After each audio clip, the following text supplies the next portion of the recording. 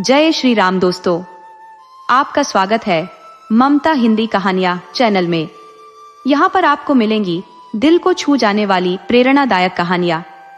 अगर आपको हमारी कहानियां पसंद आए तो वीडियो को लाइक करें, चैनल को सब्सक्राइब करें और अपने सुझाव कमेंट में जरूर दें। आपके सहयोग से आपका अपना चैनल ज्यादा से ज्यादा लोगों तक पहुंच पाए। धन्यवाद।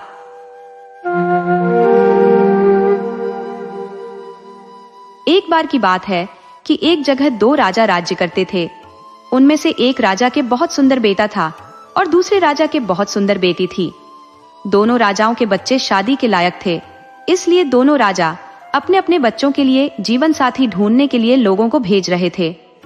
किस्मत की बात कि दोनों राजाओं के दूत आपस में मिले और बातचीत के बीच उन्होंने एक दूसरे को अपने अपने उद्देश्य बताए।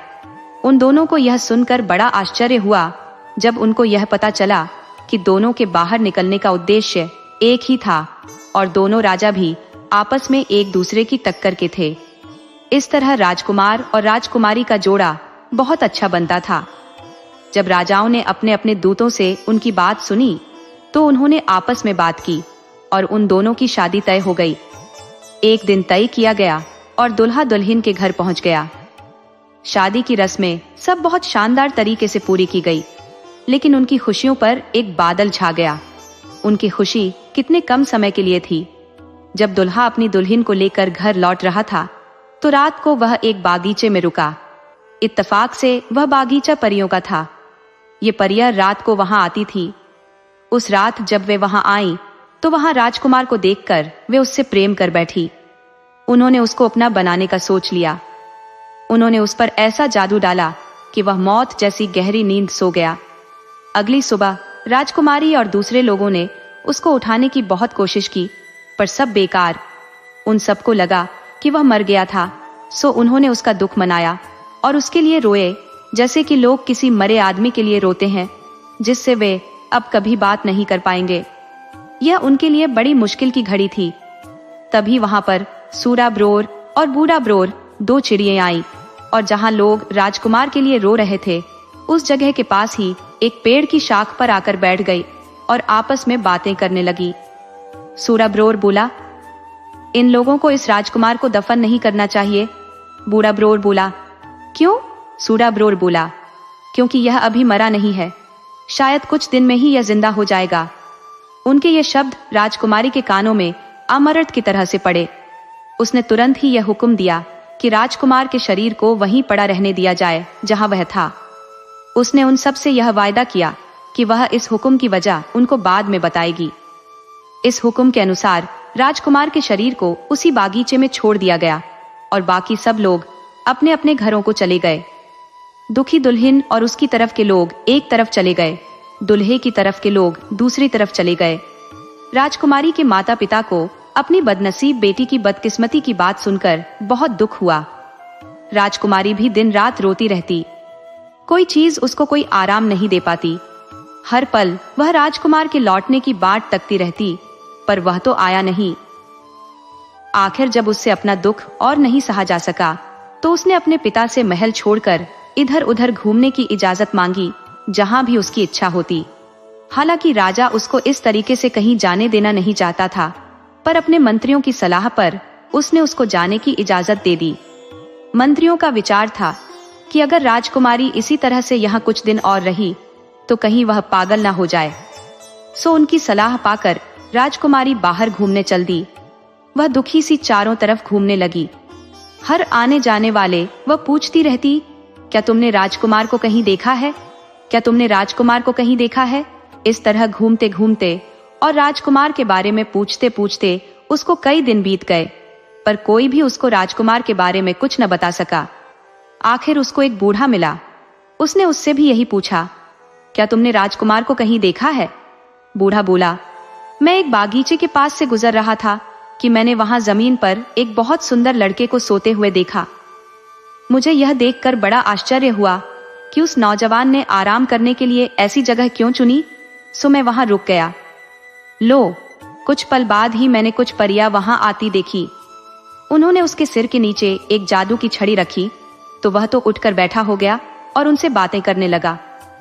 कुछ देर बाद उन परियों ने वह जादू की छड़ी उसके पैरों के नीचे रखी तो वह फिर से लेट गया और सो गया। मैंने बस यही देखा, मेरी तो समझ में आया नहीं कि इस सब का मतलब क्या था। राजकुमारी बोली, आश्चर्य, क्या तुम मुझे उस बागीचे तक ले जा सकते हो जहां वह नौजवान सोया हुआ था? बूढ़ा बोला, हाँ हाँ क्यों नहीं। कहकर वह उसको उस बागीचे की तरफ ले गया जहां वह राजकुमार सोया हुआ था। जब वे वहां पहुंचे तो राजकुमार का शरीर वहां दिखने में बेजान जैसा पड़ा हुआ था। राजकुमारी ने देखा कि जादू की छड़ी अभी भी राजकुमार के पैरों के नीचे रखी हुई थी। उसने तुरंत ही वह छड़ी उसके पैरों के नीचे से निकाल ली और उसके सिर के नीचे रख दी। जैसा कि उस बूढ़े ने उसे बताया था, वह राजकुमार उठकर बैठा हो गया। उठते ही उसने राजकुमारी से पूछा, तुम कौन हो? राजकुमारी बोली, मैं तुम्हारी पत्नी हूं। क्या तुम मुझे नहीं जानते? राजकुमार ने पूछा, तुम यहां आई कैसे? राजकुमारी बोली, इन बूढ़े बाबा की सहायता से। कहकर उसने उस बूढ़े की तरफ इशारा कर दिया जो डर के मारे कुछ दूरी पर खड़ा था। वह फिर बोली, आओ उठो और जल्दी से इस भयानक जगह से कहीं दूर चलो। राजकुमार बोला, अफसोस, मैं नहीं जा सकता। परियों को मेरे यहाँ न होने का बहुत जल्दी ही पता चल जाएगा। वे मेरे पीछे पीछे आकर मुझे ढूंढ लेंगी और मुझे मार देंगी। अगर तुम मुझे प्यार करती हो तो यह छड़ी तुम मेरे पैरों के नीचे रख दो और यहाँ से चली जाओ। नहीं, कभी नहीं, ऐसा नहीं हो सकता। राजकुमार बोला, तो फिर ऐसा करो कि तुम इस पेड़ के खोखले तने में छिप जाओ, क्योंकि तुम यहाँ सुरक्षित नहीं हो। परिया यहाँ कभी भी आ सकती है। राजकुमारी ने वैसा ही किया। जैसे ही वह पेड़ के खोखले तने में जाकर छिपी परिया वहां आई, उनमें से एक बोली, ऊह, यहाँ किसी आदमी की खुशबू आ रही है। दूसरी बोली, लगता है यहाँ कोई आदमी आया है।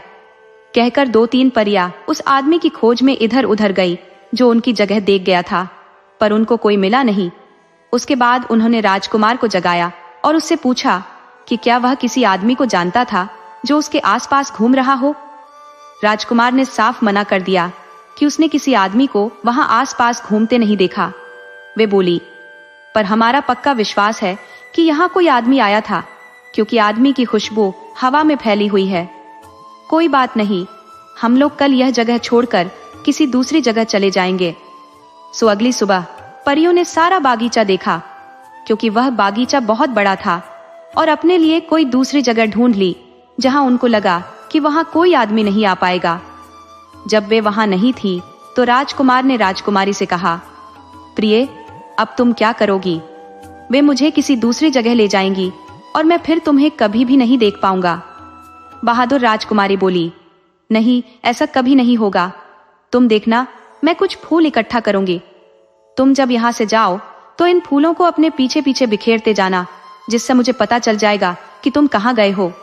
कहकर राजकुमारी ने राजकुमार को एक खास किस्म के फूलों का एक गुलदस्ता लाकर दिया। राजकुमार ने उन फूलों को अपने कपड़ों में छिपा लिया और राजकुमारी फिर से अपने उसी पेड़ के खोखले तने में जाकर छिप गई। कुछ देर बाद परिया फिर वहां आई और राजकुमार को उन्होंने अपने पीछे पीछे आने के लिए कहा। जब राजकुमार उनके पीछे जा रहा था तो वह फूल अपने पीछे फेंकता जा रहा था। अगले दिन राजकुमारी उन फूलों के सहारे चलती गई जब तक कि वह एक बहुत बड़ी और शानदार बिल्डिंग के पास नहीं आ गई, जो एक महल की तरह लग रही थी। यह एक देव का घर था जिसने परियों को भी बहुत तरह के जादू सिखा रखे थे। राजकुमारी बिना किसी डर के उस महल में अंदर चली गई। उसने देखा कि वहां अंदर तो कोई भी नहीं था, तो वह सुस्ताने के लिए एक नीचे से स्टूल पर बैठ गई। करीब 1 घंटे के बाद देव आया। राजकुमारी को देखकर उसने सोचा कि शायद वह उसकी बेटी है, जिसको एक दूसरा देव जबरदस्ती उठाकर ले गया था। वह उसकी तरफ दौड़ता हुआ बोला, ओह मेरी प्यारी बेटी, तुम वापस कैसे आई? उस नीच से तुम कैसे बच पाए? राजकुमारी ने तुरंत ही हालात का अंदाजा लगा लिया। वह बोली, जब वह सो रहा था पिताजी, तब मैं वहां से भाग निकली। कुछ समय तक राजकुमारी देव के पास रही। वहां उसको देव और परिया देव की बेटी ही समझते रहे। वह वहां जो चाहती वह करती थी और जहां चाहती वहां जाती थी। उसकी प्रार्थना पर देव ने उसको कई जादू भी सिखा दिए थे, जैसे किसी आदमी को मरा हुआ कैसे दिखाना, फिर कैसे उसे जिंदा करना, छिपी हुई चीजों का पता लगाना, आदि आदि। एक दिन उसने अपनी ताकत से यह पता लगा लिया कि राजकुमार एक परी के कान के बुंदे में छिपा हुआ है। उसने यह बहाना बनाया कि वह बुंदा उसको बहुत पसंद था, इसलिए वह उसको पहनने के लिए दे दिया जाए। पहले तो परी ने कुछ न नुकुर की, पर फिर उसको देव की बेटी होने के नाते उस बुंदे को दे देना पड़ा, लेकिन इस शर्त पर कि वह बुंदा वह उसको अगले दिन दे देगी। राजकुमारी इस बात पर राजी हो गई। जैसे ही परी ने उसको अपना बुंदा दिया और वह वहां से चली गई, राजकुमारी ने अपने जादू से राजकुमार को उसमें से बाहर निकाल लिया। राजकुमार ने बाहर आते ही इधर उधर देखा तो राजकुमारी ने उससे पूछा, क्या तुम मुझे पहचानते हो या तुम मुझे नहीं जानते? मैं तुम्हारी पत्नी हूँ। तुम्हारे लिए मैंने अपने पिता का घर छोड़ा। तुम्हारे लिए मैंने उस बागीचे में जाने की हिम्मत की जिसमें तुम लेटे हुए थे। तुम्हारे लिए मैंने देव के मकान में घुसने की जरूरत की। क्या तुम मुझे नहीं पहचानते? राजकुमारी बोली, आओ चलें। मैं तुम्हें अब बताऊंगी कि तुम्हें क्या करना है। देव और उसके सब आदमी यह समझते हैं कि मैं उसकी बेटी हूँ, जिसे कोई दूसरा देव उससे जबरदस्ती छीन कर ले गया था। अब मैं तुम्हें अपने पिता देव के पास ले जाऊंगी और उससे कहूंगी कि जब मैं उस भगाने वाले देव से बचने की कोशिश में भाग रही थी तो तुम मुझे मिल गए। तुम्हारी सुंदरता देखकर मैं तुम्हारे ऊपर रींझ गई और मैंने तुमसे शादी कर ली। मैं उसको यह भी बताऊंगी कि तुम एक शाही खानदान के हो, इसलिए वह हमारी शादी को मान ले। जब वह यह सुनेगा तो वह बहुत खुश होगा। तुम डरना नहीं, आओ और देखो कि क्या क्या होता है। राजकुमारी की बात ठीक निकली। पिता देव अपनी बेटी की शादी की बात सुनकर बहुत खुश हुआ। उसने अपनी बेटी की शादी की खुशी में एक बहुत बड़ी दावत दी, जिसमें उसने सारी परियों को बुलाया। राजकुमार और राजकुमारी देव के पास कुछ हफ्तों तक आनंद से रहे। फिर राजकुमार ने देव से अपने माता पिता से मिलने की और राजकुमारी को भी उनसे मिलवाने की इच्छा प्रकट की। हालांकि देव उन दोनों को अपने पास ही रखना चाहता था, पर फिर उसको राजकुमार को घर जाने की इजाजत देनी ही पड़ी। उसने उनके लिए बहुत सारी भेंटें इकट्ठी करके उनके साथ रख दी और उनसे जल्दी वापस आने के लिए कहा। और बहुत सारी चीजों के अलावा उसने उनको एक पीठ भी दिया, जिस पर जो कोई बैठ जाता था वह उसको उसकी मनचाही जगह पहुंचा देता था। ये राजकुमार और राजकुमारी के लिए तो बहुत ही काम की चीज थी। उन्होंने उस पीठ में अपना खजाना भरा और उसके ऊपर बैठकर देव और सारी परियों को विदा कहकर राजकुमारी के पिता के राज्य चले गए। वे जल्दी ही वहां पहुंच गए, क्योंकि राजा की बेटी घर वापस लौट आई थी और उसका पति भी मरा नहीं था, जिंदा था और ठीक था और उसके साथ था। सो उस दिन महल में ही नहीं बल्कि सारे शहर में बहुत खुशियां मनाई गई। दोस्तों, आपको कहानी कैसी लगी अपने सुझाव कमेंट करना न भूले। तो चलिए आज की अगली कहानी शुरू करते हैं।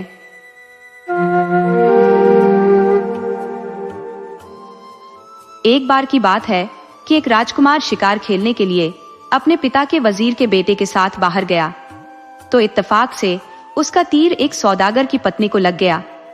उस सौदागर का घर पास में ही था और उसकी पत्नी उस समय ऊपर वाले कमरे में थी। राजकुमार ने वह तीर उस मकान की खिड़की की दीवार पर बैठी एक चिड़िया को मारा था, पर वह तीर जाकर सौदागर की पत्नी को लग गया। राजकुमार को पता ही नहीं था कि उस कमरे में कोई था, वरना वह तीर उस तरफ मारता ही नहीं। यह न जानते हुए कि वहां क्या हुआ था, राजकुमार और वजीर का बेटा दोनों वहां से चले आए। वजीर का बेटा राजकुमार को तसल्ली देता चला आ रहा था, क्योंकि उससे निशाना चूक गया था। इत्तेफाक से उसी समय सौदागर अपनी पत्नी से कुछ पूछने गया तो उसने उसको फर्श पर लेटे पाया। देखने में वह मरी जैसी लग रही थी और एक तीर उसके सिर से आधा गज की दूरी पर पड़ा हुआ था। उसको मरा जानकर वह खिड़की की तरफ दौड़ा और चिल्लाया, चोर चोर, उन्होंने मेरी पत्नी को मार दिया। उसका चिल्लाना सुनकर तुरंत ही पड़ोसी वहां इकट्ठा हो गए। उधर उसके नौकर भी यह देखने के लिए ऊपर आ गए कि क्या मामला था। हुआ यह था कि वह स्त्री मरी नहीं थी, केवल बेहोश हो गई थी। बस उसकी छाती पर एक छोटा सा घाव था, जहां राजकुमार का तीर छूकर नीचे गिर गया था। जैसे ही वह होश में आई तो उसने बताया कि बाहर दो आदमी थे जिनके हाथों में तीर कमान थे, और जब वह खिड़की के पास खड़ी हुई थी तो उनमें से एक ने उसकी तरफ जानबूझकर उसके ऊपर तीर चलाया था।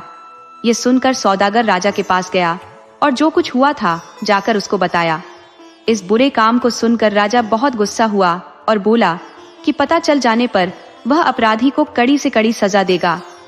उसने सौदागर को वापस भेज दिया कि वह उससे यह पूछकर उसे बताए कि अगर उसने अपराधी को देखा तो क्या वह उसको पहचान सकेगी। सौदागर की पत्नी ने जवाब दिया, यकीनन, मैं उसको शहर भर के सब आदमियों में पहचान सकती हूँ। सौदागर जब यह जवाब लेकर राजा के पास पहुंचा तो राजा ने कहा, मैं कल तुम्हारे घर के सामने से इस शहर के सारे आदमियों को जाने के लिए कहूंगा। तुम अपनी पत्नी को अपनी खिड़की के पास खड़ी रहने को कहना, ताकि जब यह नीच काम करने वाला वहां से गुजरे तो वह उसको पहचान ले। अगले दिन इस बात का शाही फरमान निकलवा दिया गया कि शहर के सारे आदमी उस सौदागर के मकान की खिड़की के सामने से होकर गुजरे।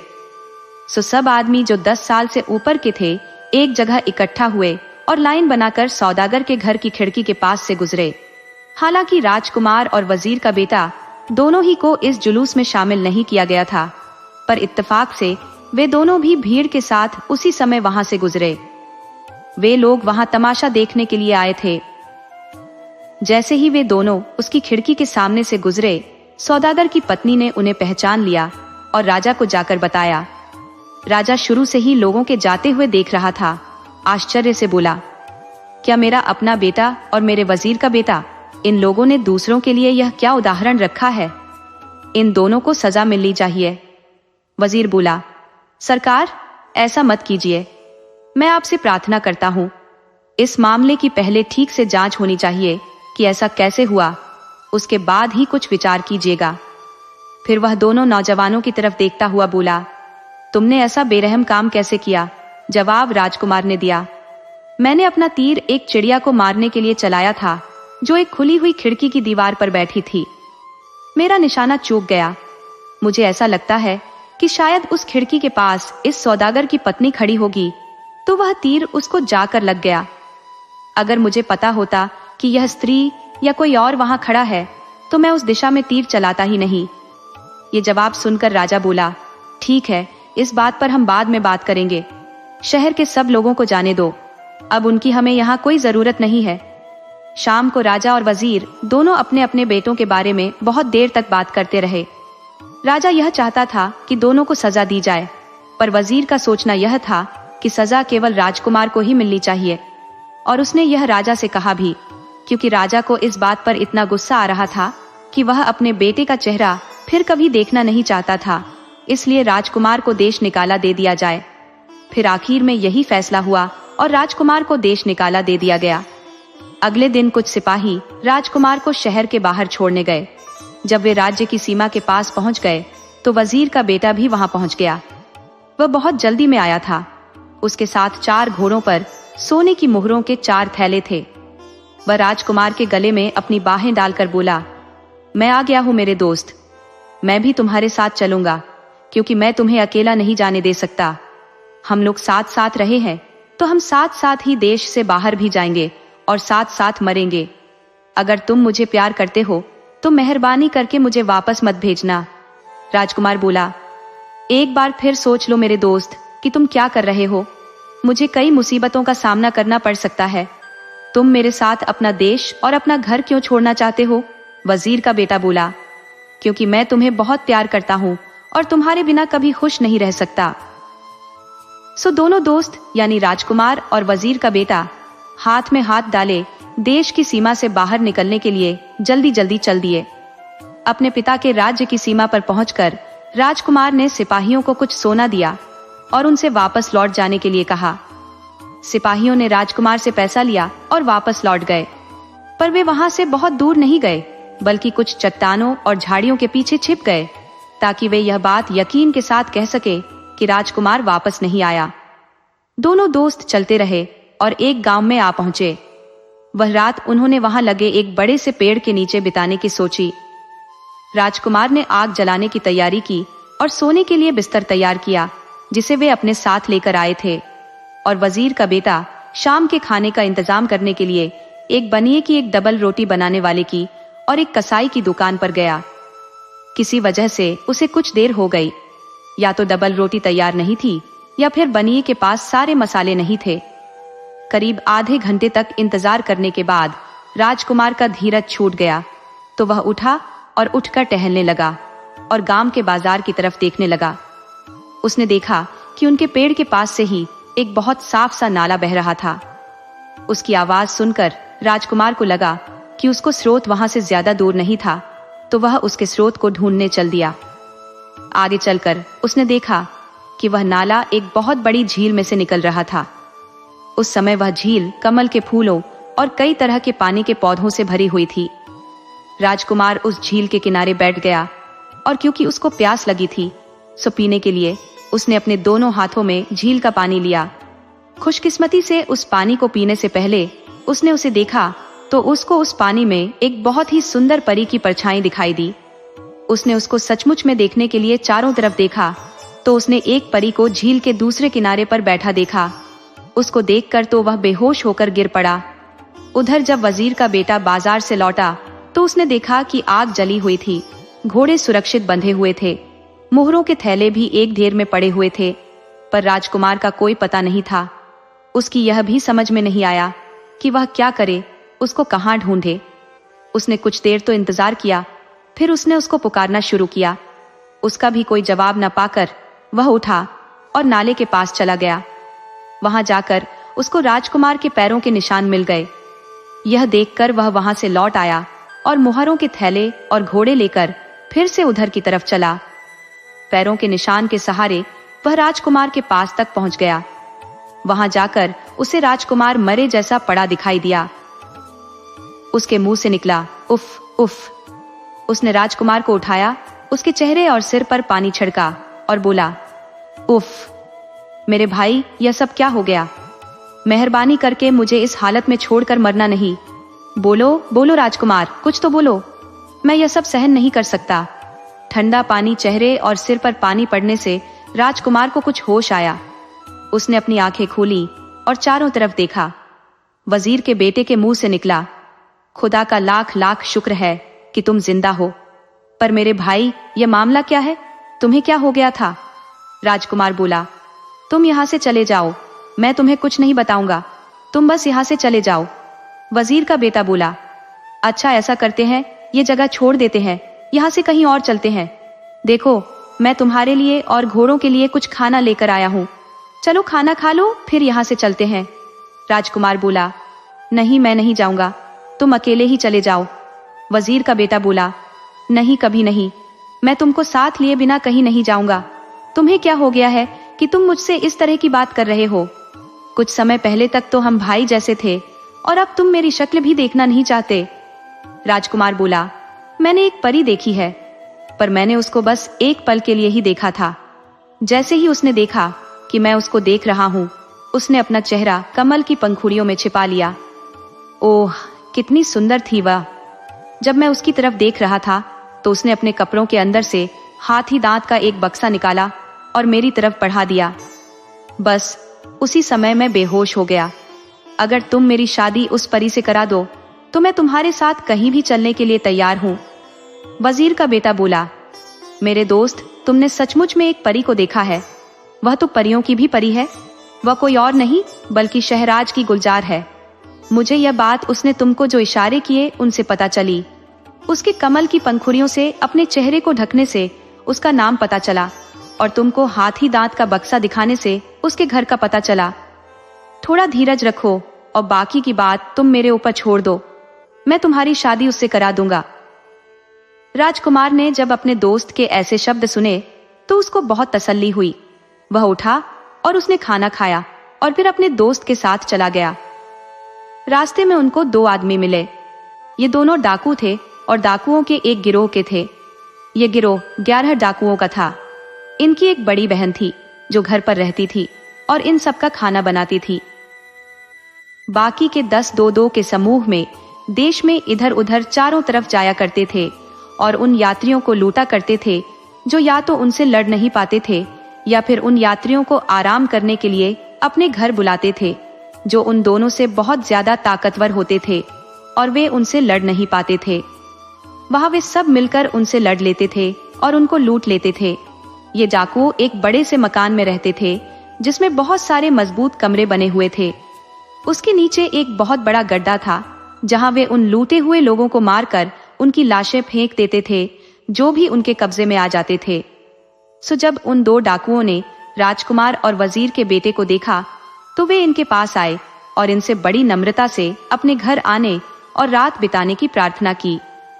उन्होंने कहा कि यहाँ से दूर दूर तक कोई और गांव नहीं है जहां आप रात बिता सकें, और अब रात भी काफी हो चुकी है। राजकुमार ने वजीर के बेटे से पूछा, भाई क्या हम इन दोनों भले आदमियों का कहा मान लें? वजीर के बेटे ने राजकुमार की तरफ टेढ़ी आंखों से देखा, जिससे पता चलता था कि वह उनके साथ ठहरना नहीं चाहता था।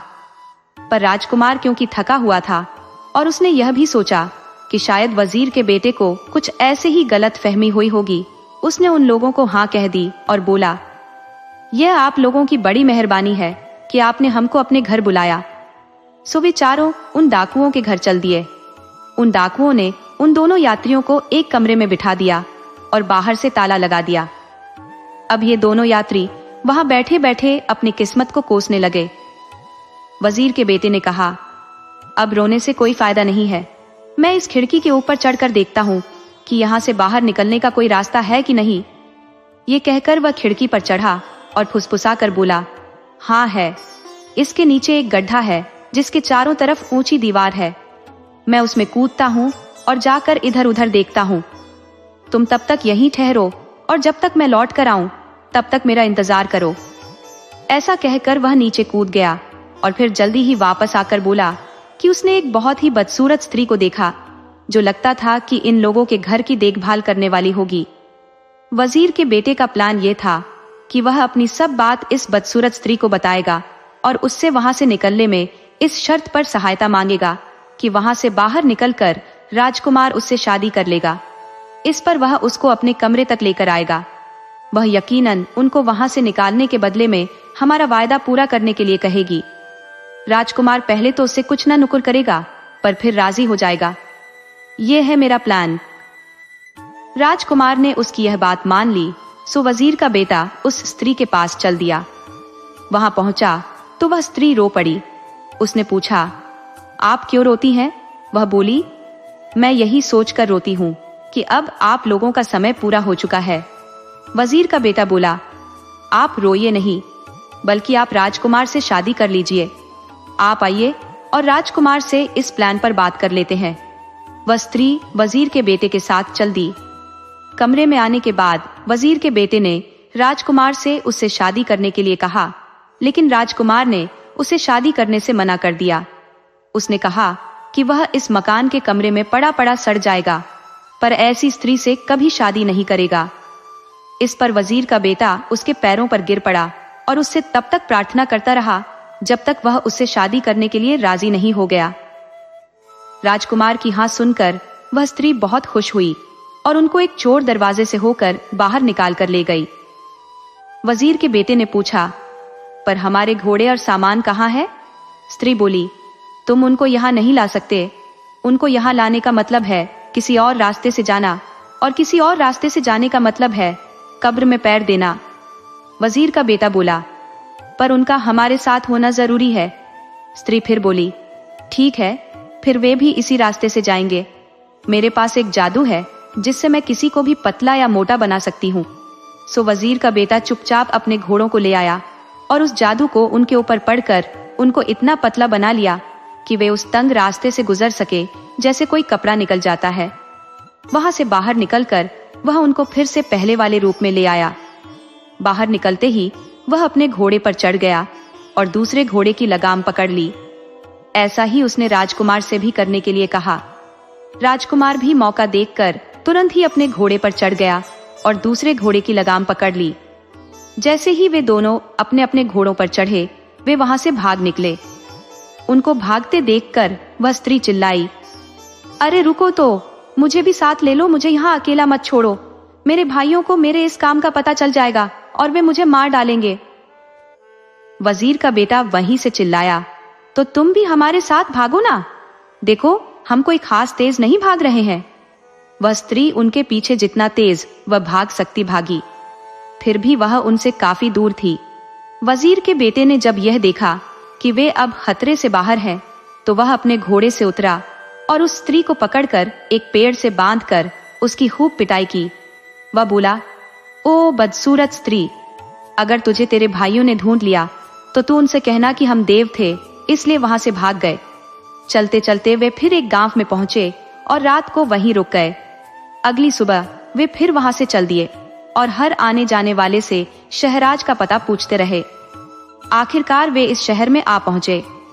यहाँ पहुंचकर वे एक ऐसी बुढ़िया की झोपड़ी में ठहर गए जिससे उनको लगा कि उससे उनको डरने की कोई जरूरत नहीं है और वहां वे शांति से रह सकते हैं। पहले तो उस बुढ़िया को उनका अपने घर में ठहराने का विचार कुछ जमा नहीं, पर जब उसने उन दोनों को पानी पिलाया तो राजकुमार ने उसके प्याले में, जिसमें उसने उसको पानी दिया था, एक मोहर डाल दी और वजीर के बेटे ने भी ऐसा ही किया। तो इससे उसका मन बदल गया और उसने उन दोनों को कुछ दिनों के लिए अपने घर ठहरा लिया। जैसे ही बुढ़िया का अपने घर का काम खत्म हुआ तो वह अपने मेहमानों के पास आकर बैठ गई। वजीर के बेटे ने ऐसा बहाना किया जैसे वह वहां की जगह और लोगों के बारे में कुछ जानता ही नहीं है। उसने बुढ़िया से पूछा कि क्या उस शहर का कोई नाम है। बुढ़िया बोली, अरे बेवकूफ, है ना, हर छोटे से छोटा गांव जो किसी भी शहर से बड़ा है, जैसा कि ये है, उसका नाम है। तो इस शहर का नाम क्या है? बुढ़िया बोली, इस शहर का नाम है शहराज। क्या तुमको नहीं मालूम? मुझे लगा कि इसका नाम तो दुनिया भर को मालूम होगा। शहर का नाम सुनकर राजकुमार ने एक गहरी सांस ली। वजीर के बेटे ने राजकुमार को इशारे से कहा कि चुप रहो, वरना तुम अपना भेद खोल दोगे। वजीर के बेटे ने आगे पूछा, क्या इस देश का कोई राजा भी है? बुढ़िया बोली, हाँ है ना, एक रानी भी है और एक राजकुमारी भी। उनके क्या क्या नाम है? बुढ़िया बोली, राजकुमारी का नाम गुलजार है और रानी का नाम। वजीर का बेटे ने बुढ़िया की बात काटते हुए राजकुमार की तरफ देखा, जो अभी तक पागलों जैसा बैठा था, और बोला, हाँ, हम लोग अब सही देश में हैं।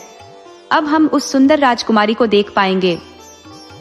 2 दिन बाद ही उन दोनों यात्रियों ने बुढ़िया को बड़ा सजा बजा देखा। उसके साफ सुथरे बाल सजे हुए देखे तो वजीर के बेटे ने उससे पूछा, आज यहाँ कौन आ रहा है? बुढ़िया बोली, कोई नहीं। वजीर के बेटे ने फिर पूछा, तो फिर आप कहीं जा रही हैं क्या? बुढ़िया बोली, हाँ, मैं अपने बेटी से मिलने जा रही हूँ, जो राजकुमारी गुलजार के पास काम करती है। मैं उससे रोज मिलने जाती हूँ। मुझे उससे मिलने कल भी जाना चाहिए था, अगर तुम लोग यहाँ ना आए होते और मेरा सारा समय तुम लोगों ने न ले लिया होता। वजीर का बेटा बोला, ख्याल रखना कि तुम हमारे बारे में किसी से कुछ कहना नहीं, जिससे राजकुमारी को कुछ पता चले। वजीर के बेटे ने उसको किसी से उनके बारे में कुछ भी न कहने के लिए इसलिए कहा था कि अगर वह उसको इस बात को किसी से कहने के लिए मना करेगा तो वह इस बात को वहां जाकर जरूर कहेगी और राजकुमारी को उनके आने के बारे में पता चल जाएगा। और यही वह चाहता भी था। जब बेटी ने अपनी माँ को देखा तो झूठा गुस्सा दिखाती हुई बोली, माँ, तुम 2 दिनों से क्यों नहीं आई? बुढ़िया बोली, मेरी प्यारी बेटी, मेरे घर में 2 यात्री, एक राजकुमार और एक वजीर का बेटा आकर ठहरे हुए हैं। बस उन्हीं के काम में लगी रही, सारा दिन खाना बनाना और सफाई करना। मैं उन दोनों को समझ ही नहीं पाई। उनमें से एक तो बिल्कुल बेवकूफ सा लगता है। उसने मुझसे इस देश का नाम पूछा, इस देश के राजा का नाम पूछा। ये लोग कहाँ से आ सकते हैं जो इनको यह सब भी नहीं पता? पर ये लोग हैं बड़े और अमीर। वे मुझे हर सुबह शाम सोने की एक मोहर देते हैं। इसके बाद बुढ़िया वहां से चली गई और राजकुमारी के पास जाकर उससे वही शब्द फिर दोहरा दिए। उनको सुनकर राजकुमारी ने उसको बहुत बुरी तरह से पीटा और उसको कड़ी सजा की धमकी देते हुए कहा कि अगर उसने फिर कभी अजनबियों के बारे में उसके सामने कुछ कहा तो वह उसको बहुत कड़ी सजा देगी। शाम को जब बुढ़िया घर लौटी तो उसने वजीर के बेटे को आकर बताया कि उसको बहुत अफसोस है कि उसने अपना वायदा तोड़ दिया। फिर कैसे राजकुमारी ने उसको पीटा, क्योंकि उसने उन दोनों के बारे में उसको बताया था। राजकुमार उसकी सब बातें सुन रहा था, सो उसके मुंह से निकला, उफ उफ। जब इन आदमियों के बारे में सुनकर ही उसके गुस्से का ये हाल है तो उनको देखकर क्या होगा? वजीर का बेटा आश्चर्य से बोला, तुम गुस्से की बात करते हो, वह तो तुमको देखकर ही खुशी से फूल जाएगी। मैं जानता हूँ। उसने जिस तरीके से इस बुढ़िया के साथ बर्ताव किया है, उससे साफ पता चलता है कि वह तुमसे कह रही है कि आने वाले अगले काले पाख में तुम उससे जाकर मिलो। यह सुनते ही राजकुमार के मुंह से निकला, या अल्लाह, तेरा लाख लाख शुक्र है। अगली बार जब वह बुढ़िया फिर महल गई तो गुलजार ने अपनी एक नौकरानी को बुलाया और उसको उस कमरे में दौड़कर आने के लिए कहा, जिसने वह उस बुढ़िया से बात करे, और यह भी कहा कि अगर बुढ़िया यह पूछे कि क्या मामला है तो वह कहे कि राजा के हाथी पागल हो गए हैं और वे शहर और बाजार की तरफ भाग रहे हैं। रास्ते में जो भी मिलता है वे सबको बर्बाद करते जाते हैं। नौकरानी ने उसका कहना माना और उस कमरे में जाकर उसने वही कहा जो राजकुमारी ने उससे कहने के लिए कहा था। बुढ़िया यह सुनकर डर गई। उसने सोचा कि कहीं ऐसा ना हो कि वे हाथी उसकी झोपड़ी को गिरा दें और उस राजकुमार और उसके दोस्त को मार दे। सो उसने राजकुमारी से घर जाने की इजाजत मांगी, जो उसको मिल गई। राजकुमारी के पास एक जादू का झूला था, जिस पर जब कोई बैठ जाता था तो वह उसको वहीं ले जाता था जहां उसके ऊपर बैठने वाला चाहता था। उसने पास खड़ी हुई एक नौकरानी से वह झूला लाने के लिए कहा। जब वह झूला आ गया तो उसने बुढ़िया को उस पर बैठने और अपने घर जाने की इच्छा प्रकट करने के लिए कहा। बुढ़िया उस पर बैठ गई और तुरंत ही अपने घर सुरक्षित पहुंच गई। वह घर पहुंचकर यह देखकर बहुत खुश हुई कि उसके मेहमान सुरक्षित थे। वह बोली, ओह, मुझे लगा कि वे कहीं तुम लोगों को न मार दे। राजकुमारी की दासी कह रही थी कि शाही हाथी पागल हो गए हैं और इधर उधर भाग निकले हैं। मैंने जब यह सुना तो मुझे तुम लोगों की बड़ी चिंता हो गई, इसलिए राजकुमारी जी ने यह झूला मुझे घर सुरक्षित रूप से आने के लिए दिया। आओ बाहर चले, कहीं ऐसा ना हो कि हाथी यहाँ आकर मेरी झोपड़ी ही गिरा दे। वजीर का बेटा बोला, मुझे विश्वास नहीं होता कि ऐसा हुआ। ये सब बहाना है, वे लोग तुम्हारे साथ चाल खेल रहे हैं। फिर वह राजकुमार के कान में फुसफुसाया, अब तुम्हारे दिल की इच्छा पूरी होने वाली है। ये सब उसी के इशारे हैं। काले पाख के शुरू होने के 2 दिन बाद राजकुमार और वजीर का बेटा दोनों उस झूले पर बैठे और महल के आंगन में पहुंचने की इच्छा प्रकट की। एक पल में ही वे वहां थे। महल के एक दरवाजे के पास राजकुमारी खड़ी हुई थी। उसकी भी राजकुमार को देखने की उतनी ही इच्छा थी जितने की राजकुमार की इसको देखने की। कितना खुशी का मौका था वह। गुलजार बोली, ओह, आखिर मैंने अपने प्रेमी और पति को पा ही लिया। राजकुमार भी बोला, खुदा का लाख लाख शुक्र है कि उसने हमको मिला दिया। दोनों ने फिर से मिलने का प्लान बनाया, एक दूसरे को चूमा और फिर अलग हो गए। राजकुमार अपनी झोपड़ी की तरफ चला गया और राजकुमारी अपने महल में चली गई। दोनों इस मुलाकात के बाद इतने खुश थे जितने कि पहले कभी नहीं थे। इसके बाद से राजकुमार गुलजार से मिलने रोज जाने लगा। वह सुबह को महल चला जाता और शाम को अपनी झोपड़ी में लौट आता। एक दिन सुबह को गुलजार ने राजकुमार से प्रार्थना की वह हमेशा के लिए वहीं रह जाए, क्योंकि उसको राजकुमार का हर शाम को चले जाना अच्छा नहीं लगता था। उसको हमेशा यही चिंता लगी रहती कि कहीं उसके साथ कुछ बुरा ना हो जाए, कहीं उसको डाकू न मार डाले, या फिर वह कहीं बीमार न पड़ जाए और फिर वह उससे मिल ही न पाए। अब वह उसको देखे बिना नहीं रह सकती थी। राजकुमार ने उससे कहा भी कि डरने की कोई ऐसी बात नहीं थी और फिर रात को उसको अपने दोस्त के पास लौट जाना ही चाहिए, क्योंकि उसने केवल उसी के लिए अपना देश और घर छोड़ा और अपनी जिंदगी खतरे में डाली है।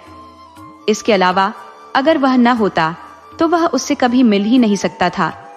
गुलजार उस समय तक यह मान गई, पर उसने अपने मन में यह निश्चय कर लिया कि जैसे ही उसको मौका मिलेगा वह इस वजीर के बेटे को अपने रास्ते से हटाकर ही रहेगी। इस बातचीत के कुछ दिन बाद ही राजकुमारी ने अपनी एक नौकरानी को पुलाव बनाने का हुक्म दिया। उसने उसको बताया कि उसे कैसे बनाना है। उसे उसमें पकते समय एक जहर मिलाना था। जैसे ही वह तैयार हो जाए तो उसको ढक देना है ताकि उसकी जहरीली भाप निकल न जाए। जब वह पुलाव तैयार हो गया तो उसने वजीर के बेटे के पास इस संदेश के साथ भेज दिया कि गुलजार तुमको यह पुलाव अपने मरे हुए चाचा के नाम में भेज रही है। वजीर को जब वह पुलाव मिला तो उसने सोचा कि शायद राजकुमार ने उसके बारे में राजकुमारी से कुछ अच्छा बोला होगा, इसीलिए उसने उसे याद किया है। सो उसने उसकी वापसी में राजकुमारी को धन्यवाद और सलाम भेज दिया।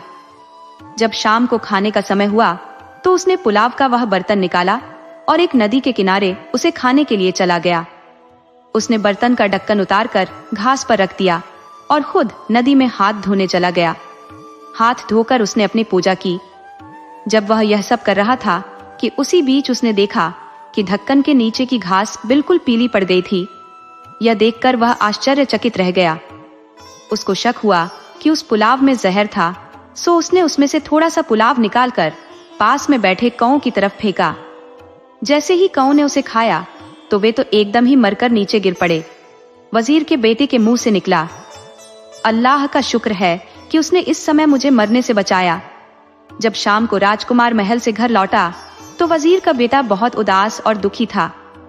राजकुमार ने अपने दोस्त के इस बदलाव को देखा तो उसने उससे पूछा कि इस बदलाव की क्या वजह थी? तुम क्यों उदास और दुखी हो? क्या इसलिए कि मैं रोज महल में इतनी देर देर तक रहता हूँ? वजीर के बेटे ने तुरंत जान लिया कि राजकुमार को इस जहर के बारे में कुछ पता नहीं है, वह इस चाल से बिल्कुल अनजान है। सो उसने उसे सब कुछ बता दिया। वह बोला, देखो, इस रूमाल में उस बर्तन का बचा कुछ पुलाव है जो राजकुमारी जी ने मुझे सुबह अपने मरे हुए चाचा के नाम पर भेजा था। यह जहर से भरा हुआ है। यह तो अल्लाह का शुक्र है कि मुझे समय रहते पता चल गया, वरना मैं तो आज गया था। राजकुमार को यह सुनकर बड़ा आश्चर्य हुआ। वह बोला, मेरे भाई, यह काम कौन कर सकता है? ऐसा कौन सा आदमी है जिसको तुमसे दुश्मनी हो? वजीर का बेटा बोला, राजकुमारी गुलजार, सुनो, जब तुम अगली बार उससे मिलने जाओ तो मैं तुमसे विनती करता हूँ कि तुम थोड़ी सी बर्फ ले जाना और उससे मिलने से ठीक पहले उसमें से थोड़ी सी बर्फ अपनी दोनों आंखों में डाल लेना। इससे तुम्हारी आंखों में आंसू आ जाएंगे। उनको देखकर गुलजार तुमसे पूछेगी कि तुम क्यों रो रहे हो। तुम उससे कहना कि अचानक आज सुबह तुम्हारा दोस्त मर गया है, तुम इसलिए रो रहे हो। और देखो, ये शराब और यह फावड़ा भी तुम अपने साथ लेते जाओ। जब तुम अपने दोस्त की मौत की वजह से बेहोश से होने लगो तो तुम उसे यह शराब पीने के लिए कहना, यह शराब थोड़ी तेज है, इसको पीते ही वह बेहोश होने लगेगी और गहरी नींद सो जाएगी। तब तुम यह फावड़ा गर्म करना और उसकी पीठ पर इससे निशान बना देना। ये करके तुम उसका मोती का हार और यह फावड़ा दोनों अपने साथ लेकर वापस आ जाना। इस सब को करने में डरना नहीं, क्योंकि जब तुम यह सब काम पूरा कर लोगे तो यह तुम्हारे लिए अच्छी किस्मत और खुशी लेकर आएगा। मैं देखूंगा कि राजकुमारी के पिता और उनका सारा दरबार उससे तुम्हारी शादी के लिए हाँ कर देंगे। राजकुमार ने कहा कि ठीक है, वह वैसा ही करेगा जैसा उसने उससे करने के लिए कहा है, और उसने वैसा ही किया भी। अगली रात जब राजकुमार राजकुमारी गुलजार से मिलकर उसके महल से लौटा तो राजकुमार और वजीर के बेटे ने घोड़े और मोहरों के थैले लिए और एक कब्रिस्तान की तरफ चल दिए जो वहां से करीब 1 मील की दूरी पर था। उन लोगों ने यह प्लान बनाया कि वजीर का बेटा एक फकीर बनेगा और राजकुमार उस फकीर का चेला और नौकर बनेगा। अगली सुबह जब गुलजार होश में आई तो उसको अपनी पीठ में जलन भरा दर्द महसूस हुआ और उसका मोतियों का हार गायब था। उसने तुरंत ही अपने हार की चोरी की खबर तो राजा को दी, पर अपनी पीठ के बारे में उसे कुछ भी नहीं बताया। राजा ने जब इस चोरी के बारे में सुना तो उसे बहुत गुस्सा आया और उसने अपने राज्य में इस चोरी की घोषणा करवा दी। घोषणा सुनकर वजीर का बेटा बोला, यह सब ठीक हो रहा है मेरे भाई, तुम डरो नहीं, तुम यह हार लो और बाजार जाकर इसको बेचने की कोशिश करो। राजकुमार उस हार को लेकर बाजार में एक सुनार की दुकान पर गया और उससे उसे खरीदने के लिए कहा। सुनार ने उससे पूछा कि उसको उसका कितना पैसा चाहिए। राजकुमार बोला, मुझे इसका 50,000 रुपया चाहिए। सुनार बोला, ठीक है, तुम यहीं बैठो और मेरा इंतजार करो जब तक मैं इसका पैसा लेकर आता हूँ। राजकुमार वहां सुनार का बहुत देर तक इंतजार करता रहा। तब कहीं जाकर सुनार वापस आया, पर साथ में वह कोतवाल और कुछ पुलिस वालों को भी लाया था। कोतवाल ने आते ही राजकुमार को राजकुमारी का हार चुराने के जुर्म में अपनी हिरासत में ले लिया। कोतवाल ने उससे पूछा कि उसको यह हार कहाँ से मिला। राजकुमार ने उसे बताया कि यह हार मुझे एक फकीर ने दिया है जिसके पास मैं काम करता हूँ। उसने मुझे यह हार बाजार में बेचने के लिए दिया है। अगर आप मुझे इजाजत दें तो मैं आपको उस फकीर के पास ले चलता हूँ। कोतवाल राजी हो गया। राजकुमार तब कोतवाल और पुलिस को फकीर के पास ले गया जहां उसने फकीर को छोड़ा था। वहां पहुंचकर उन्होंने देखा कि फकीर अपनी आंखें बंद किए बैठा है और अपनी प्रार्थना कर रहा है। जब फकीर की प्रार्थना खत्म हो गई तो कोतवाल ने उससे पूछा कि उसके पास राजकुमारी का हार कैसे आया। फकीर बोला, तुम राजा को यहाँ लेकर आओ तब मैं तुम्हें यह सब उन्हीं के सामने बताऊंगा। राजा को वहां लाया गया। राजा उस फकीर को देखकर उसके सामने अपना गुस्सा न दिखा सका कि कहीं ऐसा न हो कि अल्लाह का गुस्सा उसके ऊपर पड़ जाए। बड़ी नम्रता से उसने अपने हाथ जोड़कर उससे पूछा, आपको मेरी बेटी का यह हार कैसे मिला? फकीर बोला, कल रात हम यहाँ पर इस कब्र के पास बैठे हुए थे और अल्लाह की प्रार्थना कर रहे थे कि एक लड़की जो राजकुमारी जैसी पोशाक पहने थी यहाँ आई और एक कब्र में से एक लाश निकालकर खाने लगी जिसको कुछ दिन पहले ही दफनाया गया था। ये देखकर मुझे गुस्सा आ गया और मैंने उसकी पीठ पर उस फावड़े से चोट की जो उस समय यहाँ आग में पड़ा था। चोट खाकर वह यहाँ से भागी तो जल्दी में उसका हार नीचे गिर पड़ा।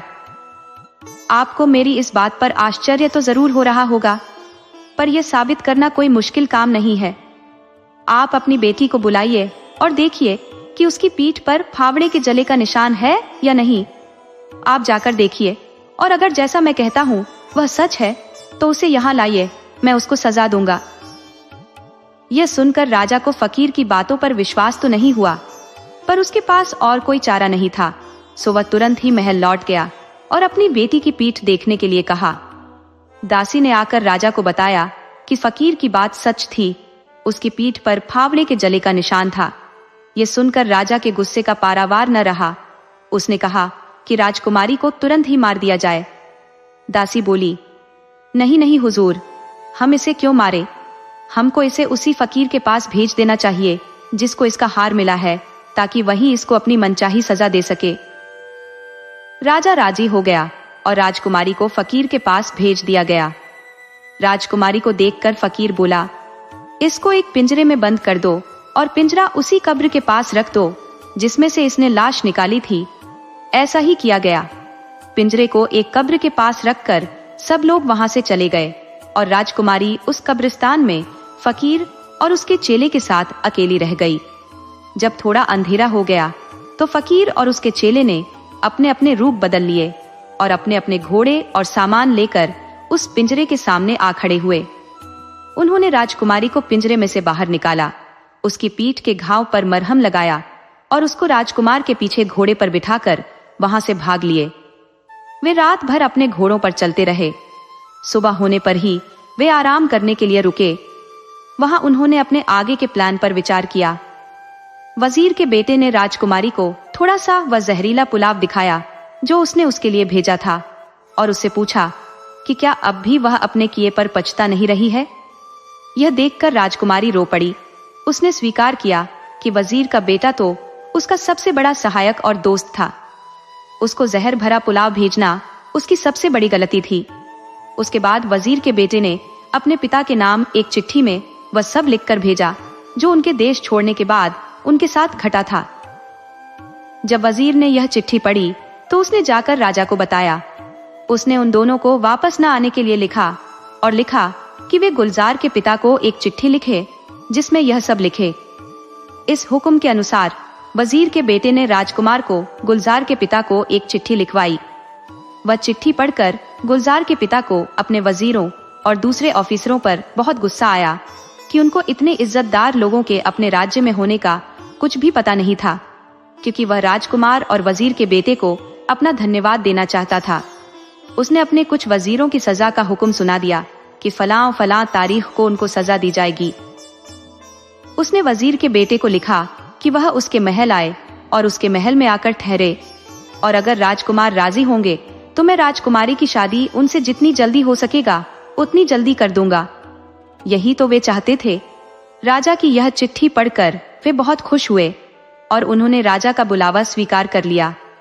जब वे वहां पहुंचे तो राजा ने उनका दिल से स्वागत किया।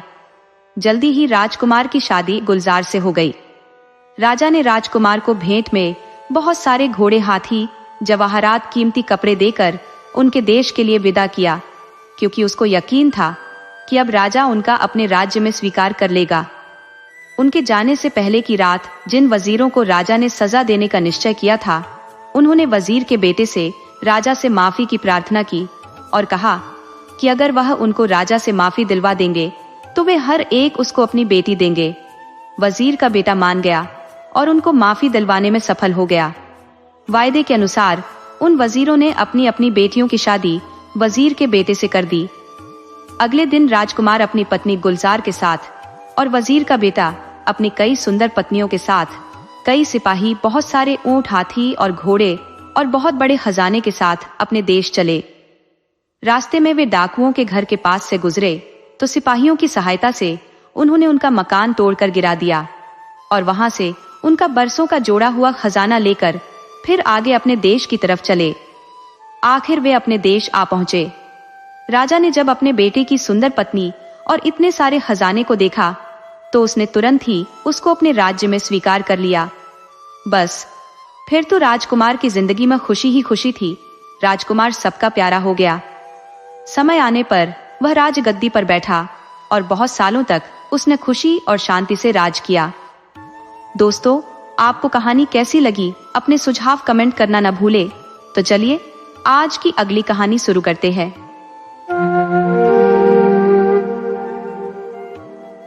ये बहुत पुरानी बात है कि एक बार एक राजा फाक परगना में शिकार करने गया। वहां दाची गांव के पास उसने एक बारहसिने को देखा तो वह उसके पीछे भाग लिया और कई मील तक उसका पीछा किया, पर फिर वह एक जंगल में चला गया और गायब हो गया। राजा अपनी इस बदकिस्मती पर बहुत दुखी और नाउम्मीद हुआ और लौट पड़ा। जब वह अपने खेमे की तरफ लौट रहा था तो उसने सड़क के किनारे लगी हैज के पीछे से किसी के रोने की आवाज सुनी। उसने उसके अंदर झांका कि वहां कौन था तो उसने देखा कि वहां 17 साल की एक बहुत सुंदर लड़की थी। उसको देखकर वह उसे देखता ही रह गया। उसने उससे बड़ी नम्रता से पूछा, तुम कौन हो और यहाँ क्या कर रही हो? वह बोली, जनाब, मैं चीन के एक राजा की बेटी हूँ। मेरे पिता एक लड़ाई में बंदी बना लिए गए हैं और मैं अपने पिता के दुश्मन की बंदी बनाए जाने के डर से वहां से भाग निकली हूँ। मैं पहले एक जगह गई जहां मैं डूब जाना चाहती थी, पर गांव वालों को मेरे इरादों का पता चल गया। उन्होंने आकर मुझे बचा लिया। उसके बाद मैं यहाँ चली आई। आपने मेरी कहानी तो सुन ली, अब आप अपनी बताएं। राजा बोला, ओ सुंदरी, मैं इस देश का राजा हूँ और शिकार करने निकला हूँ। ये मेरी खुशकिस्मती है कि मैंने तुम्हें देख लिया, वरन तुम यहाँ पता नहीं कब तक अकेली पड़ी रहती। ये सुनकर वह लड़की रो पड़ी। राजा ने फिर पूछा, सुंदरी, तुम क्यों रोती हो? लड़की बोली, मैं अपने माता पिता और देश के लिए रोती हूँ। मैं अपने लिए भी रोती हूँ। मैं यहाँ क्या करूंगी? मेरा यहाँ कोई घर नहीं है, मेरा यहाँ कोई दोस्त नहीं है। बिना घर और दोस्त के मैं कैसे रहूंगी? राजा बोला, तुम रो नहीं, आगे से मैं तुम्हारी देखभाल करूंगा। आओ मेरे साथ, मेरे महल चलो, अब से तुम वहीं रहना। लड़की बोली, हाँ, मैं आपके साथ खुशी खुशी चलूंगी। आप मुझे अगर अपनी पत्नी बनाएंगे तो मैं आपसे शादी भी कर लूंगी। मैं आपको किसी भी चीज के लिए मना नहीं कर सकती। राजा बोला, तो चलो प्रिय, तब तुम मेरे साथ चलो। महल पहुंचकर उन दोनों की शादी हो गई। राजा अपनी इस चीन वाली पत्नी को धीरे धीरे और प्यार करने लगा। उसने उसके लिए दल झील के पास 5 मंजिल का एक महल बनवाया और उसके साथ ज्यादा से ज्यादा समय बिताने लगा, उससे भी ज्यादा जितना कि वह अपनी दूसरी पत्नियों के साथ कुल मिलाकर बिताता था। पर उसको यह पता ही नहीं था कि वह किस नीच लड़की के साथ रह रहा था जिससे उसको इतना प्यार हो गया था, और न उसको यह पता था कि वह एक बहुत ही बुरी बीमारी उसको दे रही थी। धीरे धीरे राजा के पेट में दर्द रहने लगा। उसने कई हकीमों को बुला भेजा। कुछ ने उसको किसी एक बात की सलाह दी, कुछ ने किसी और की, पर किसी की दवा और सलाह उसको ठीक नहीं कर सकी।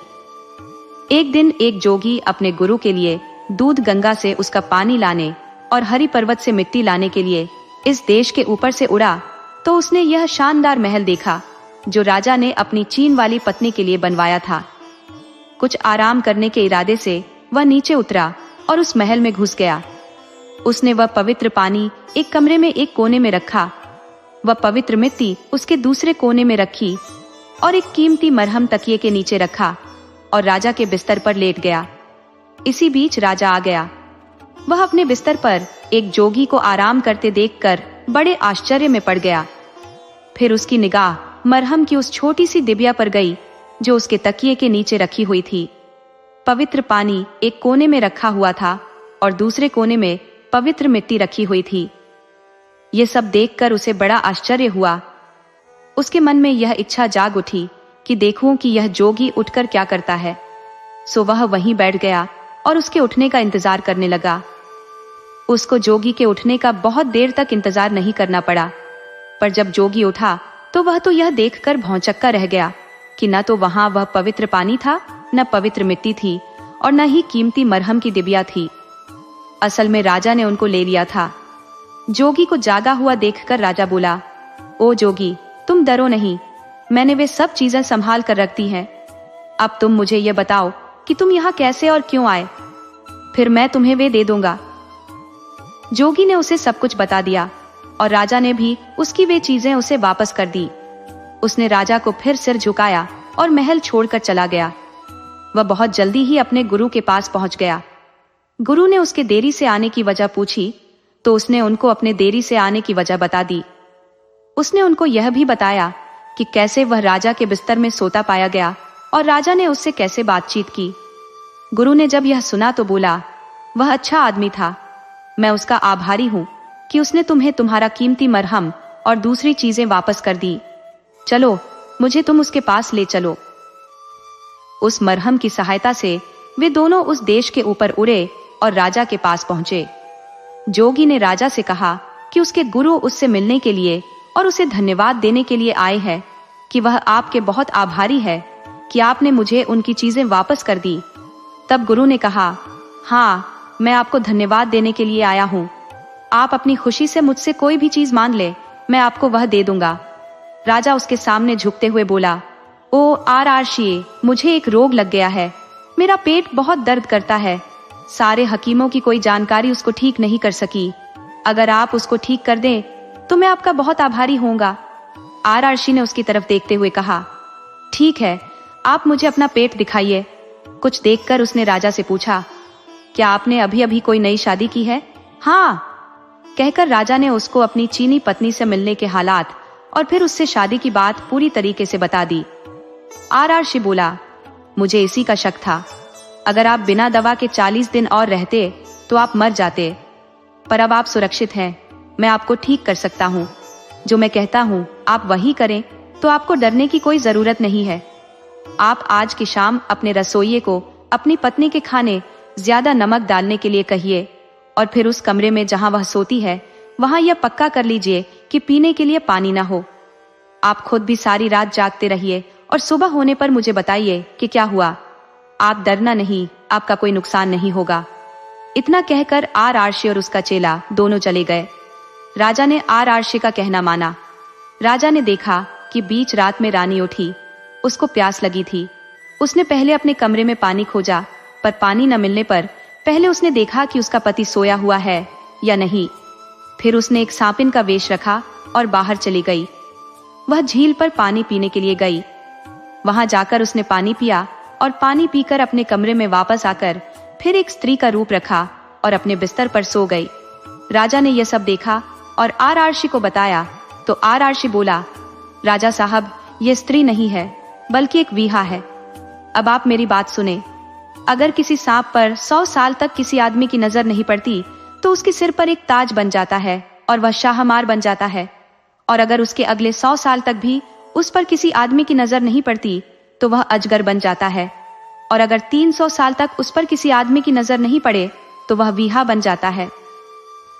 वीहा अपने आप को कितना भी लंबा कर सकता है, उसके पास बहुत ताकत होती है और वह अपनी शक्ल भी बदल सकता है।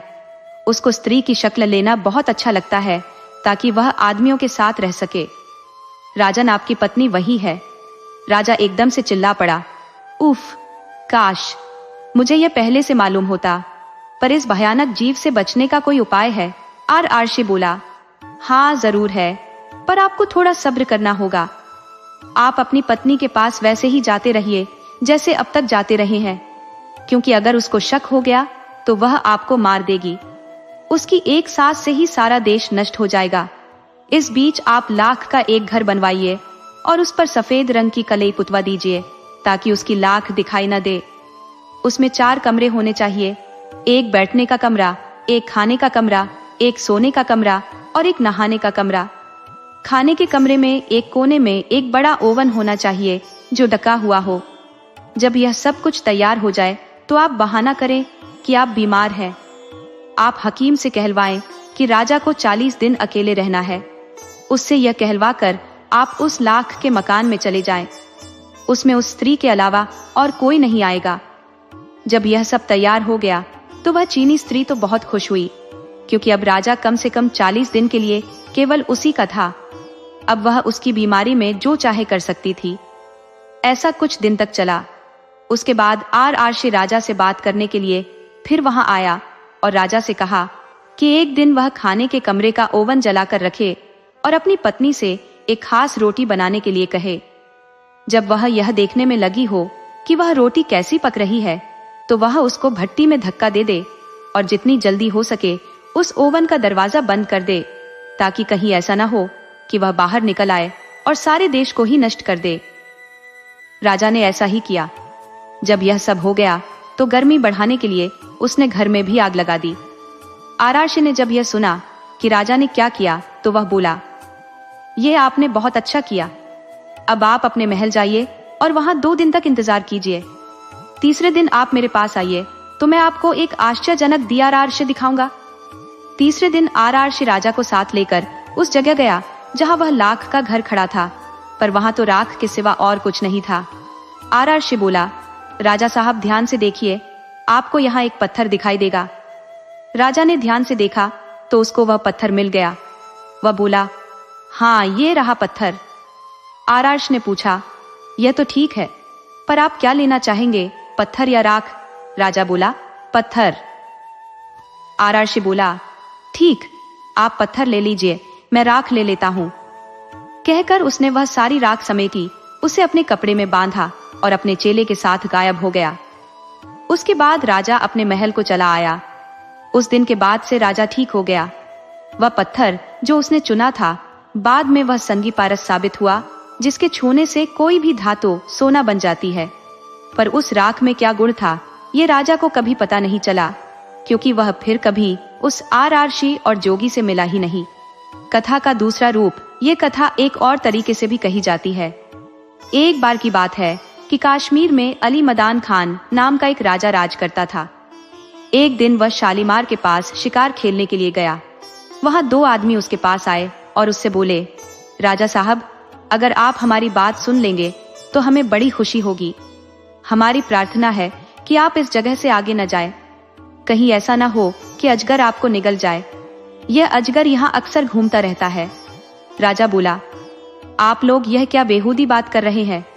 वे आदमी बोले, नहीं, हम कोई बेहुदा बात नहीं कर रहे हैं, हम आपको सच बता रहे हैं। हमने उसे अपनी आंखों से देखा है। वह हर शाम पानी पीने के लिए झील के किनारे जाता है और इसी जंगल से गुजरता है। आपको पहले से सावधान करना हमारा फर्ज था, बाकी आप जाने। हम आपसे फिर प्रार्थना करते हैं कि आप यहाँ से आगे न जाएं। ठीक है, कहकर राजा ने अपना घोड़ा वापस किया और अपने घर चला गया। घर जाकर उसने अपने वजीरों को जो कुछ उसने आज सुना था वह सब कहने के लिए बुलाया। ये सब बताकर उसने उनसे उनकी सलाह मांगी कि उस अजगर को कैसे मारा जाए। उन्होंने उसको सलाह दी कि बहुत सारी भेड़ों की खाल छूने से भरकर उसी रास्ते पर डाल दी जाए जहां से वह अजगर रोज पानी पीने जाता था। साथ ही जहां वह अजगर पानी पीता था, उसी जगह के पास 2 गड्ढे खोद दिए जाएं, जिनमें तेल भरवा दिया जाए। उनका सोचना यह था कि जब अजगर चूना भरी भेड़ की खाल देखेगा तो सोचेगा कि वे असली भेड़ हैं और उनको निगल लेगा। इसके अलावा जब वह तेल से भरे गड्ढे देखेगा तो उसे लगेगा कि वे पानी से भरे हैं और उनमें से तेल पीकर अपनी प्यास बुझाने की कोशिश करेगा। इस तरह से उसके पेट में बहुत जोर की जलन होगी जो उसको मार देगी। राजा ने उनकी सलाह मान ली, उसको काम में लाया गया और इस तरह से अजगर को मार दिया गया। अली मर्दान खान उसका ढांचा देखने के लिए गया और अपने सिपाहियों से उसको जलाने के लिए कहा। उसने 2 बूढ़े लोगों की सहायता से उसकी वो गुफा भी ढूंढी जिसमें वह रहता था और उसके अंदर गया। वहां उसको एक बंद दरवाजा मिला जिसे उसने खोला। यह दरवाजा एक कमरे में खुलता था। इस कमरे में उसको एक छोटा सा बक्सा मिला और इस बक्से को खोलने पर उसमें रखा एक पत्थर मिला। इत्तेफाक से यह पत्थर संगी पारस निकला, जिसके छूने से हर धातु सोना बन जाती है। वह उसे उठा लाया। कथा का एक और रूप। एक बार की बात है कि एक आदमी तख्ते सुलेमान पर चढ़ने के लिए चला। उस दिन बहुत गर्म था, सो उसको बहुत जल्दी ही प्यास लगाई। उसने अपनी जेब से एक नाशपाती निकाली और उसे छीलने लगा। जब वह नाशपाती छील रहा था तो उसके हाथ से चाकू फिसल गया और उसका हाथ कट गया। उस आदमी ने खून चाकू से साफ करके फिर उसे एक पत्थर पर घिसकर उसका खून साफ करके अपनी जेब में रख लिया। पहाड़ी पर पहुंचकर वह वहां बैठ गया। वहां पहुंचकर उसको भूख भी लगाई, सो उसने एक दूसरी नाशपाती निकाली और अपनी जेब से चाकू निकाला और उसको छीलने ही वाला था कि उसने देखा कि उसका चाकू तो सोने का हो गया था। ये कैसे हुआ?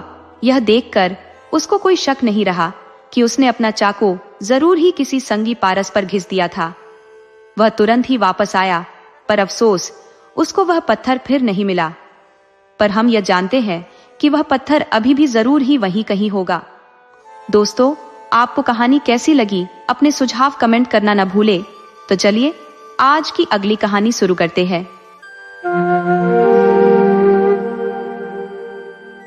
एक बार की बात है कि एक राजा था जिसको अपनी सेना पर बहुत गर्व था। वह अपने सिपाहियों पर पैसा भी बहुत खर्च करता था।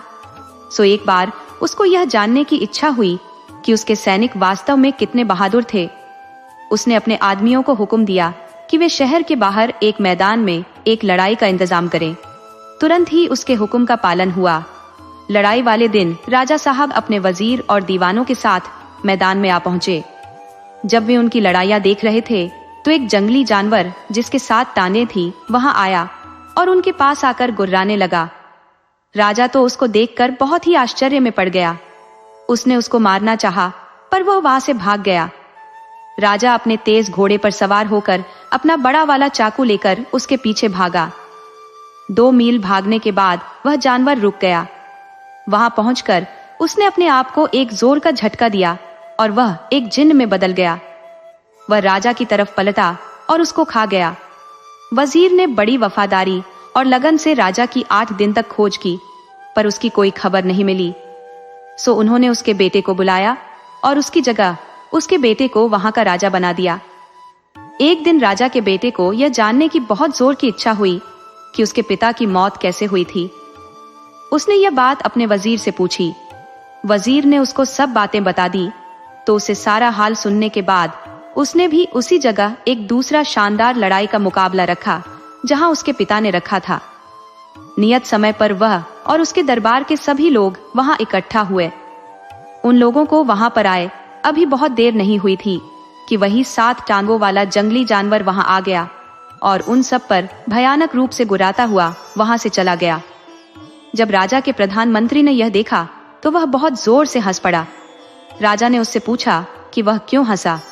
तो वजीर ने कहा, हुजूर, मैं इसलिए हंसा कि यह वही जानवर है जिसने आपके पिता को हमारे बीच से उठाया था। अच्छा, ऐसा है क्या? तब तो मैं उसको जरूर मारूंगा, क्योंकि मुझे तब तक शांति नहीं मिलेगी जब तक मैं अपने दुश्मन को मार नहीं लूं। ऐसा कहकर वह भी अपने घोड़े पर सवार हुआ और उस जानवर के पीछे भाग लिया। वह जानवर उसको कुछ दूर तक उसी तरह भगा कर ले गया जैसे कि वह उसके पिता को ले गया था। वहां जाकर वह रुक गया, अपने आप को झंझोड़ा और अपने असली रूप में आकर राजा के ऊपर उछला। राजा यह देखकर डर गया और दिल से उसने भगवान से प्रार्थना की कि वह उसको उससे बचाए। भगवान ने उसकी प्रार्थना सुन ली और अपने एक देवदूत अक्षय को उसके पास भेजा, जो उसको यह बताए कि उसको इस जिन्न से कैसे बचना है। देवदूत ने राजा कहा, यह जिन्न सबसे ज्यादा ताकतवर जिन्न है। अगर इसके शरीर के खून की एक भी बूंद जमीन पर गिर गई और तब तक यह जिंदा है तो उससे तुरंत ही एक और ऐसा ही जिन्न पैदा हो जाएगा। फिर वह उछलकर तुम्हारे ऊपर कूद पड़ेगा और तुम्हारे शरीर के टुकड़े टुकड़े कर देगा। मगर तुम डरो नहीं। लो, तुम ये 2 फल वाला तीर लो और इससे इस जिन्न की दोनों आंखें फोड़ दो। इससे यह नीचे गिर जाएगा और मर जाएगा। इस तरह से वह देवदूत उसको वह 2 फल वाला तीर देकर वहां से गायब हो गया। तीर से लैस होकर राजा आगे बढ़ा। वह उस जिन्न से करीब 40 मिनट तक लड़ा। आखिर में उसने अपना वह दोहरे फल का तीर उसकी आंखों में मार दिया, जिससे वह मर गया।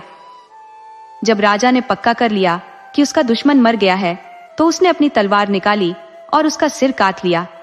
उसको उसने अपने एक तीर की नोक पर रखा और वापस महल की तरफ चल दिया। वहां जाकर उसने उसको अपने महल के 12,000 कमरों में से एक कमरे में रख दिया। उसने उस कमरे का ताला लगाया और उस कमरे की चाबी अपनी मां को देकर उससे कहा कि वह उस कमरे का दरवाजा किसी भी हालत में न खोले। पर क्योंकि उसने अपनी मां को यह नहीं बताया कि उसने उस कमरे में इतनी सावधानी से क्या चीज बंद कर रखी थी, उसकी मां ने सोचा कि शायद उस कमरे में कोई खास खजाना बंद होगा। यह सोचकर उसके मन में उसको देखने की इच्छा हुआ आई। सो एक दिन वह उस कमरे की तरफ गई और उसने उसका दरवाजा खोल दिया। उसको उस कमरे में कुछ दिखाई नहीं दिया क्योंकि उसके बेटे ने उस जिन्न का सिर एक कोने में फेंक दिया था। हाँ, उसको एक हंसी की आवाज जरूर सुनाई दी और फिर ये शब्द, तेरा बेटा एक जिन्न है, उससे बचकर रहना। वह एक जिन्न है, किसी समय वह तुझे भी मार देगा जैसे उसने मुझे यानी तेरे पति को मारा है।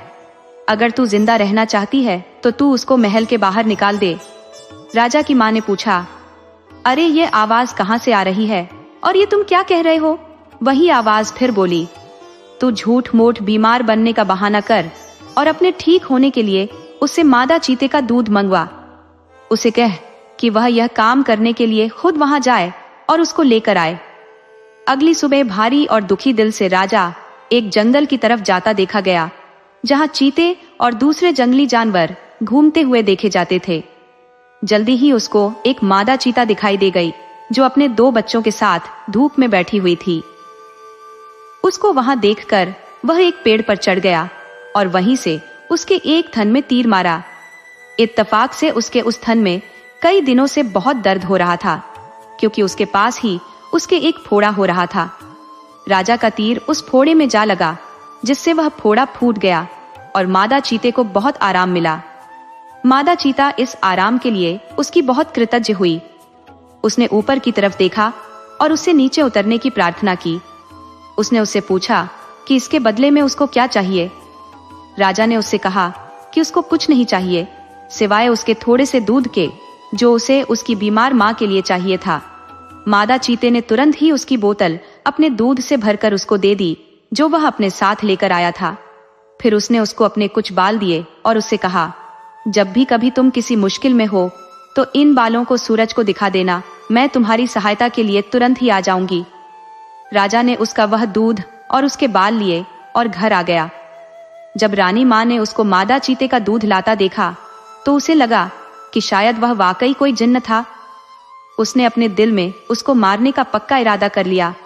वह फिर उस कमरे में गई जिसमें वह सिर रखा था और उसे अपना पूरा हाल बताया। तो उस बोलने वाले ने उससे कहा, इस बात से यह पता चलता है कि वह वाकई में एक जिन्न है। एक जिन्न के अलावा कोई और किसी मादा चीते का दूध ला ही नहीं सकता। तो जल्दी से जल्दी उसे मारने का इंतजाम कर। रानी मां बोली, पर मैं उससे कैसे छुटकारा पाऊं?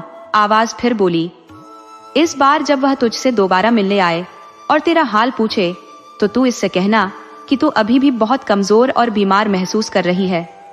मादा चीते के दूध ने तेरे ऊपर कुछ ज्यादा असर नहीं किया, पर सुना है एक राजकुमारी है जो फला ऊंची पहाड़ी पर एक किले में अकेली रहती है। अगर वह तेरे पास आ जाए और तुझे छू ले तो उसके छूने से ही तू ठीक हो जाएगी। ये सुनकर तेरा बेटा उस भयानक किले में जाएगा तो निश्चित रूप से रास्ते में ही मारा जाएगा। अगले दिन शाम को जब राजा अपनी माँ को देखने गया और उससे पूछा, माँ अब तुम कैसी हो? क्या अब तुम पहले से कुछ अच्छी हो?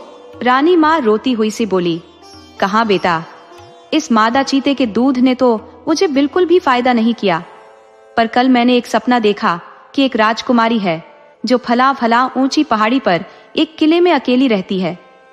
अगर वह मेरे पास आ जाए और मुझे छू ले तो उसके छूने से ही मैं बिल्कुल ठीक हो जाऊंगी। जब तक वह यहाँ नहीं आती और मुझे नहीं छू लेती मैं ठीक नहीं हो सकती। राजा बोला, माँ थोड़ा धीरज रखो, मैं उस राजकुमारी को तुम्हारे पास जरूर लेकर आऊंगा। अगर नहीं ला सका तो राज्य छोड़ दूंगा। सो अगली सुबह राजा ने अपना सबसे तेज भागने वाला घोड़ा उठाया और उस पर बैठकर अपनी उस खतरनाक यात्रा पर चल दिया। वह मादा चीते के दिए हुए जादू को, बालों को साथ ले जाना नहीं भूला था। जैसे ही सूरज निकला उसने वे बाल सूरज को दिखाए। तुरंत ही मादा चीता और उसके दोनों बच्चे वहां आ गए। मादा चीते ने पूछा, क्या बात है? राजा बोला, फला फला जगह एक राजकुमारी अकेली रहती है और तुम्हें उसको लाना है? यह तुम नहीं कर सकते।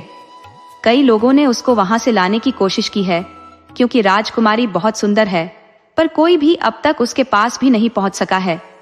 राजा बोला, मैं कोशिश करूंगा, चाहे इस कोशिश में मेरी जान ही क्यों न चली जाए।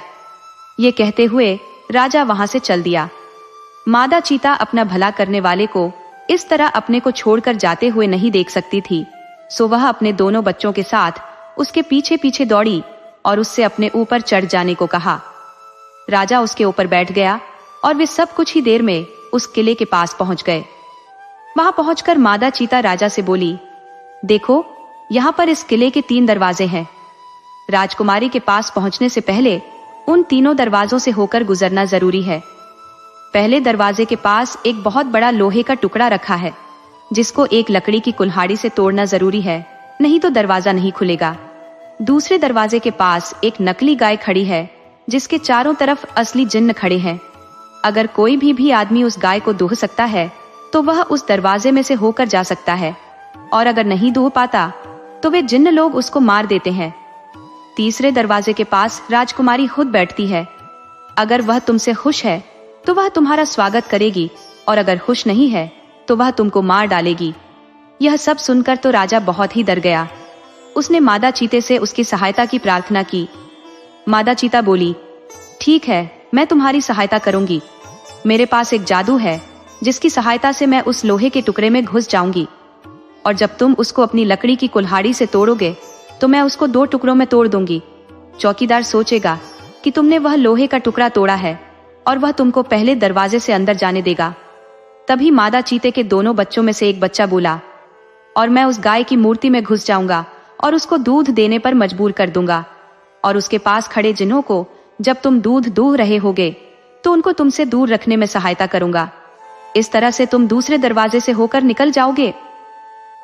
इसके बाद मादा चीते के दूसरे बच्चे ने कहा, और मैं राजकुमारी की आंखों में अपना जादू डाल दूंगा, जिससे जब वह तुम्हारी तरफ देखेगी तो तुम उसको सूरज की तरह से चमकीला पाएगी। सो वह तुमको देखते ही अपना तीसरा दरवाजा खोल देगी, और फिर जो तुम कहोगे वह वही करेगी। सो उन तीनों ने अपने अपने वायदे वफादारी से निभाए। इस तरह से राजा तीसरे दरवाजे के पार पहुंच गया। राजकुमारी ने जैसे ही उसको देखा तो उसकी बहादुरी और सुंदरता से बहुत प्रभावित हुई। उसने राजा से अपने साथ शादी करने के लिए कहा। मादा चीता और उसके दोनों बच्चे अपनी माद में लौट गए। कुछ दिन बाद ही राजा राजकुमारी को लेकर राजमहल पहुंचा और जाकर माँ से बोला, माँ, उस जगह को जाने वाला रास्ता बहुत खतरनाक था। मैं तो रास्ते ही में मर जाता अगर मादा चीता और उसके 2 बच्चों ने मेरी सहायता न की होती। भगवान को धन्यवाद दो कि मैं सही सलामत वापस लौट आया। कुछ देर और बात करने के बाद उसने माँ को जिन्न के सिर के बारे में बताया कि वह उसके सामने सबसे पहले कैसे एक साथ टांगों वाले जानवर के रूप में प्रकट हुआ था, फिर कैसे वह उसको एक जगह भगाकर ले गया था, जहां जाकर वह अपने असली रूप में बदल गया, एक बहुत बड़े भयानक जिन्न के रूप में।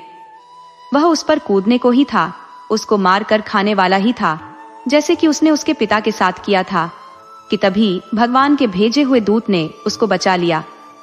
उसकी माँ तो यह सुनकर ताज्जुब में पड़ गई। वह बोली, बेटे, तब तो मुझे धोखा दिया गया था। उस दिन की शाम को जब तुमने मुझसे महल की चाबियां मांगी थी, तब मैं उसके कई कमरों को देखने गई। तब मैं एक ऐसे कमरे के दरवाजे पर आई जिसमें से मुझे हंसी की आवाज सुनाई दी। मैंने सोचा कि देखूं तो इसमें कौन हंस रहा है, सो मैंने उसका ताला खोला और अंदर गई तो मुझे एक आवाज आई, ध्यान देकर सुन, तेरा बेटा एक जिन्न है जो तुझको खा जाना चाहता है। मैं तेरे पति का सिर हूं। उसने मुझे मारा तो तू उसे मार दे, नहीं तो वह तुझे भी मार देगा। मेरे बेटे, मैंने उसकी बातों पर विश्वास कर लिया और उसी की सलाह पर मैंने इस आशा में तुझे मादा चीते का दूध लाने भेजा कि वह तुझे मार देगी। पर जब तू मादा चीते से बचकर आ गया तो फिर मैंने उसी सिर की सलाह पर राजकुमारी को लाने भेजा। मैं जानती थी कि वहां का रास्ता खतरों से भरा है, फिर भी पर भगवान तेरे साथ था। उसी ने तुझे अपना देवदूत तेरे पास भेजकर तुझे रास्ता दिखाया और उसी ने मादा चीते के रूप में तेरी सहायता की। उस भगवान को लाख लाख धन्यवाद। कहकर उसने अपने बेटे को गले लगा लिया और बहुत जोर से रो पड़ी। इन घटनाओं के कुछ दिन बाद ही राजा और राजकुमारी की शादी हो गई और सब लोग शांति से बहुत दिनों तक खुशहाली में रहे। दोस्तों, आपको कहानी कैसी लगी अपने सुझाव कमेंट करना न भूले। तो चलिए आज की अगली कहानी शुरू करते हैं। ये बहुत पुरानी बात है कि एक राजा था जिसके 4 बेटे थे। उसने उनको कह रखा था कि वे दिन रात उसके राज्य में पहरा दें और देखें कि उसके राज्य में कोई दुखी तो नहीं है, किसी को किसी चीज की जरूरत तो नहीं है। एक सुबह की बात है कि सबसे बड़े राजकुमार को पहरा देते समय एक जोगी मिल गया। वह जोगी एक तालाब के किनारे बैठा हुआ था और उसके पास 4 घोड़े घास चर रहे थे। उसने देखा कि वे घोड़े, जितने भी घोड़े उसके पिता के पास थे, उनसे कुछ अलग ही नस्ल के थे और उनसे अच्छे भी थे। सो वह जोगी के पास गया और उससे पूछा, ओह जोगी, तुम कौन हो और तुम यहाँ कब आए? तुम्हें यहाँ क्या चाहिए? जोगी बोला, मुझे तुम चाहिए। राजकुमार ने आश्चर्य से पूछा, मैं क्यों? मैं इस देश के राजा का सबसे बड़ा बेटा हूँ। मेरे पिता ने मुझे इस देश को देखने भालने के लिए कहा है कि मैं यह देखूं। किसी को किसी चीज की जरूरत तो नहीं है। तो तुम यह बताओ कि तुमको किसी चीज की जरूरत तो नहीं है? जोगी ने फिर वही जवाब दिया, मुझे केवल तुम चाहिए और कुछ नहीं। पर अगर तुम्हें कुछ चाहिए तो तुम मुझे बताओ, मैं तुम्हारे लिए वह ला दूंगा। राजकुमार बोला, ओ जोगी, मैं तुम्हारे इन बढ़िया घोड़ों में से एक घोड़े पर सवारी करना चाहता हूँ। जोगी बोला, ठीक है, तुम अपनी सवारी के लिए कोई सा एक घोड़ा ले लो, पर ध्यान रखना कि शाम होने से पहले पहले इसे यहाँ वापस ले आना। जब तुम यहाँ आओगे तो मैं उम्मीद करता हूँ कि मैं तुम्हारी दिन भर की सवारी के बारे में तुम्हारे कुछ अनुभव जरूर सुनूंगा। राजकुमार ने एक घोड़ा चुना और उस पर सवार होकर चल दिया। जैसे ही राजकुमार उस घोड़े पर चढ़ा तो उस घोड़े ने तो बहुत तेजी से भागना शुरू कर दिया और वह एक जंगल की तरफ जा रहा था। वह एक सब्जी के बागीचे के पास जाकर रुक गया। उस बागीचे के चारों तरफ ऐसी बाड़ लगी थी कि उसके अंदर कोई नहीं घुस सकता था। राजकुमार जंगल की तरफ कुछ दूर और गया और फिर वहां से लौटने लगा। जब वह वापस लौट रहा था तो उसने देखा कि उस सब्जी के बागीचे के बाड़े में लगे सारे डंडे हंसिया बन गए हैं और बागीचे में से सब्जियां काट रहे हैं।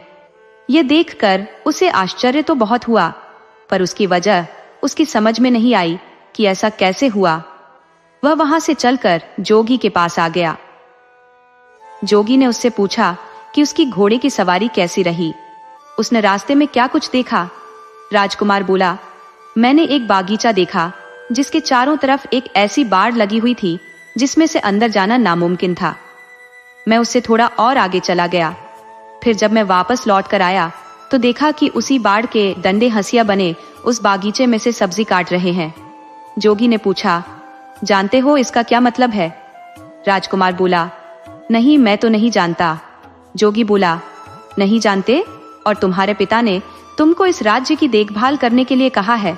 जाओ, तुम पत्थर के हो जाओ। जोगी के यह कहते ही राजकुमार पत्थर का हो गया। अगली सुबह राजा का दूसरा बेटा शहर की देखभाल के लिए निकला। वह भी उसी जोगी के पास पहुंच गया। उसने भी जोगी के बढ़िया घोड़े देखे तो वह भी उन बढ़िया घोड़ों को देखकर बहुत खुश हो गया। वह भी जोगी के पास रुका और उससे पूछा कि वह कौन है और वहां कहां से आया है। जोगी बोला, मैं यहाँ इस देश में कुछ दिनों से घूम रहा हूँ। ये चारों घोड़े मेरे हैं। क्या तुम इनमें से किसी एक घोड़े की सवारी करना चाहोगे? कल राजा का सबसे बड़ा बेटा यहाँ आया था। उसने इनमें से एक घोड़े की सवारी करनी चाहिए। मैंने उसको किसी भी घोड़े को चुनने और उसकी सवारी की इजाजत दे दी, पर जब सवारी करके वह वापस आया तो जो कुछ उसने रास्ते में देखा था वह उसका मतलब मुझे समझा न सका, तो मैंने उसको पत्थर का बना दिया। राजकुमार बोला, अच्छा, मगर उसने ऐसा क्या देखा जिसे वह तुम्हें समझा नहीं सका?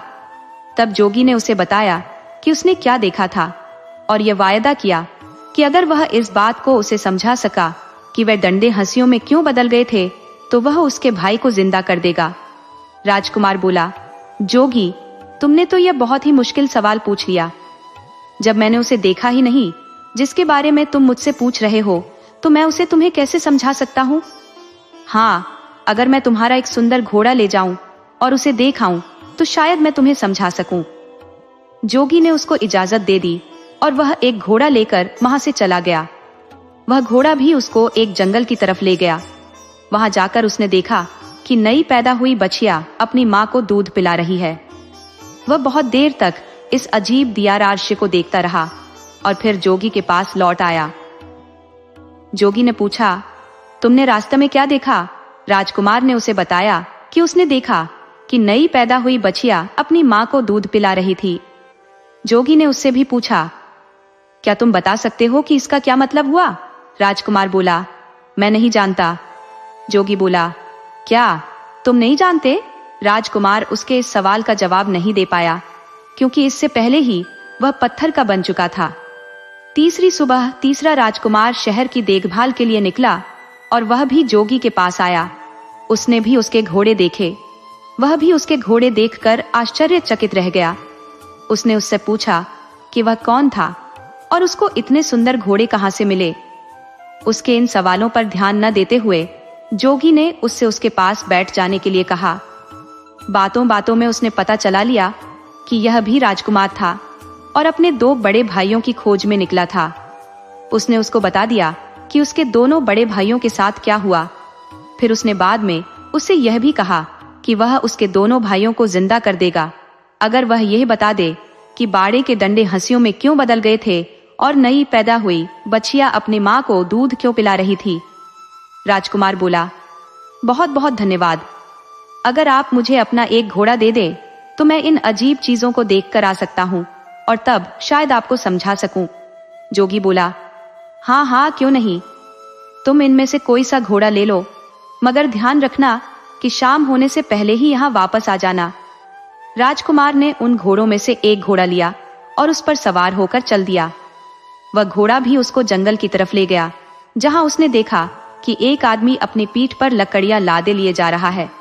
वह केवल उन्हीं लकड़ियों से संतुष्ट नहीं है जो उसने इकट्ठी कर ली है, बल्कि वह रास्ते में पड़ी और भी लकड़ियां उठाता जा रहा है। राजकुमार ने सोचा, इसका क्या मतलब हो सकता है? जब मैं जोगी के पास पहुंचूंगा तो मैं जोगी को इसका क्या मतलब बताऊंगा। अफसोस, ये राजकुमार भी इस दिया राशि का मतलब समझाने में नाकामयाब रहा और जोगी ने इसको भी पत्थर में बदल दिया। अगली सुबह राजा का चौथा और आखिरी बेटा शहर की देखभाल के लिए और अपने भाइयों को ढूंढने के लिए निकला, तो वह भी जोगी के पास आ निकला। उसने जोगी को प्रणाम किया और उससे पूछा कि क्या उसने उसके तीनों भाइयों को देखा है। जोगी बोला, हाँ देखा है। कहकर उसने एक तरफ इशारा करते हुए उससे कहा कि देखो, तुम्हारे तीनों भाई ये खड़े हैं। मैंने ही उनको पत्थरों में बदल दिया है, क्योंकि उन्होंने पास के जंगल में जो कुछ देखा था वे उनको मुझे समझा नहीं सके, पर मैं उनको जिंदा कर सकता हूँ अगर तुम मुझे उन सब का मतलब समझा दो तो। इसके बाद उसने उन राजकुमारों द्वारा देखे हुए तीनों दियार आश्चर्य उसको बता दिए। राजकुमार बोला, अगर आप मुझे अपना एक घोड़ा सवारी के लिए दे दें तो शायद मैं उनका मतलब बता सकूं। मैं खुद उस जंगल में जाकर उनको देखना चाहता हूँ। जोगी ने उसको इजाजत दे दी और राजकुमार उन घोड़ों में से एक घोड़ा लेकर जंगल की तरफ चल दिया। जब वह जंगल में पहुंचा तो वहां उसने एक तालाब देखा, जिसमें से पानी बह बह कर निकलकर दूसरे तालाबों को भर रहा था। उस समय वह बड़ा वाला तालाब खाली था, क्योंकि उसका सारा पानी उन छोटे तालाबों को भरने में लग चुका था। शाम को जब वह जोगी के पास लौटा तो जोगी ने उससे भी वही सवाल किया जो उसने उसके तीनों बड़े भाइयों से किया था, कि उसने रास्ते में क्या देखा और उसका क्या मतलब था। ये राजकुमार भी जोगी के इस सवाल का जवाब देने में नाकामयाब रहा, सो जोगी ने इसको भी पत्थर में बदल दिया। जब राजा को पता चला कि कई दिनों से उसके चारों बेटों में से किसी का भी कोई पता नहीं है, तो उसको शक हुआ कि उसके बेटों पर जरूर ही कोई मुसीबत आ पड़ी है। अब वह खुद उनको ढूंढने के लिए निकल पड़ा। ढूंढते ढूंढते वह भी जोगी के पास आया। उसने भी जोगी से पूछा, जोगी जी, क्या आपने मेरे चारों बेटों को कहीं देखा है? जोगी ने एक तरफ खड़े 4 पत्थर के खंभों की तरफ इशारा कर दिया। राजा यह देखकर सत्ते में आ गया। उसके मुंह से निकला, कहीं आपका यह मतलब तो नहीं कि वे पत्थर में बदल गए हैं? जोगी बोला, हाँ ये ही है वे। मैंने ही उनको पत्थरों में बदल दिया है, क्योंकि वे मुझे जंगल में देखे हुए कुछ दिया राशियों के मतलब नहीं समझा सके। फिर भी मैं उनको जिंदा कर सकता हूँ अगर तुम उनका मतलब मुझे समझा दो तो। अगर तुम्हें चाहिए तो तुम मेरा एक घोड़ा लेकर जंगल जा सकते हो। राजा बोला, नहीं धन्यवाद, इसकी कोई जरूरत नहीं है। पर अगर आप मुझे यह बता सके कि उन्होंने क्या देखा जिसको वे आपको नहीं समझा सके, तो शायद मैं उनको आपको समझाने की कोशिश कर सकूं। तब जोगी बोला, राजन, तुम्हारे सबसे बड़े बेटे ने जंगल में एक सब्जी का बागीचा देखा जिसके चारों तरफ ऐसी बाड़ लगी थी जिसको पार कर उसके अंदर जाना नामुमकिन था। पर जब वह वहां से लौटा तो उसने देखा कि उस बाड़ के डंडे हंसिए बनकर उस बागीचे की सब्जी काट रहे हैं। इसका क्या मतलब है? राजा बोला, यह एक ऐसे आदमी की तस्वीर है जिसके पास कुछ पैसा सुरक्षा के लिए रखा गया हो, और जब उस पैसे का मालिक अपना पैसा उससे वापस मांगने आया हो तो उस आदमी ने उसके पैसे को या तो कहीं छिपा दिया हो या फिर उसे खर्च कर दिया हो, जिससे कि उस पैसे के मालिक को उसका पैसा न मिल पा रहा हो। जैसे ही राजा ने अपना वाक्य पूरा किया कि उसका बड़ा बेटा उसके सामने जिंदा और तंदुरुस्त खड़ा हो गया। जोगी ने अपना दूसरा सवाल किया, तुम्हारे दूसरे बेटे ने एक नई पैदा हुई बछिया को अपनी माँ को दूध पिलाते देखा, इसका क्या मतलब है? राजा बोला, बड़ी अजीब सी बात है कि उसको यह देखकर किसी एक ऐसी स्त्री की याद नहीं आई जो अपनी बेटी की कमाई पर जिंदा रहती हो। राजा के यह कहते ही उसका दूसरा बेटा भी जिंदा होकर उसके सामने आ खड़ा हुआ।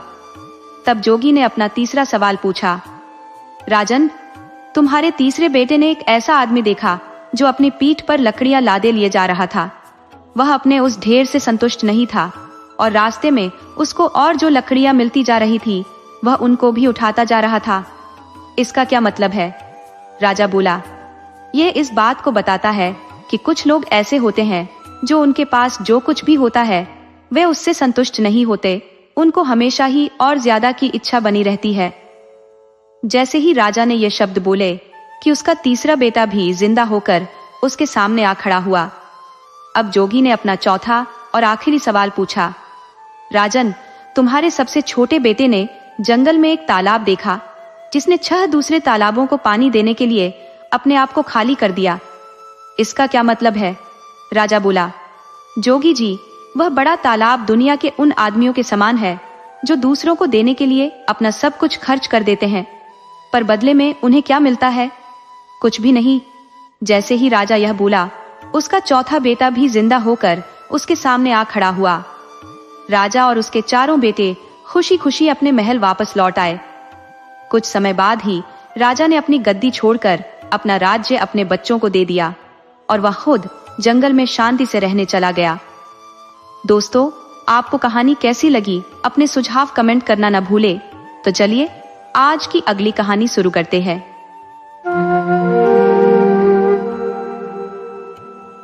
एक बार की बात है कि एक जगह एक राजा था जो अपनी ताकत और अक्लमंदी के लिए चारों तरफ बहुत मशहूर था।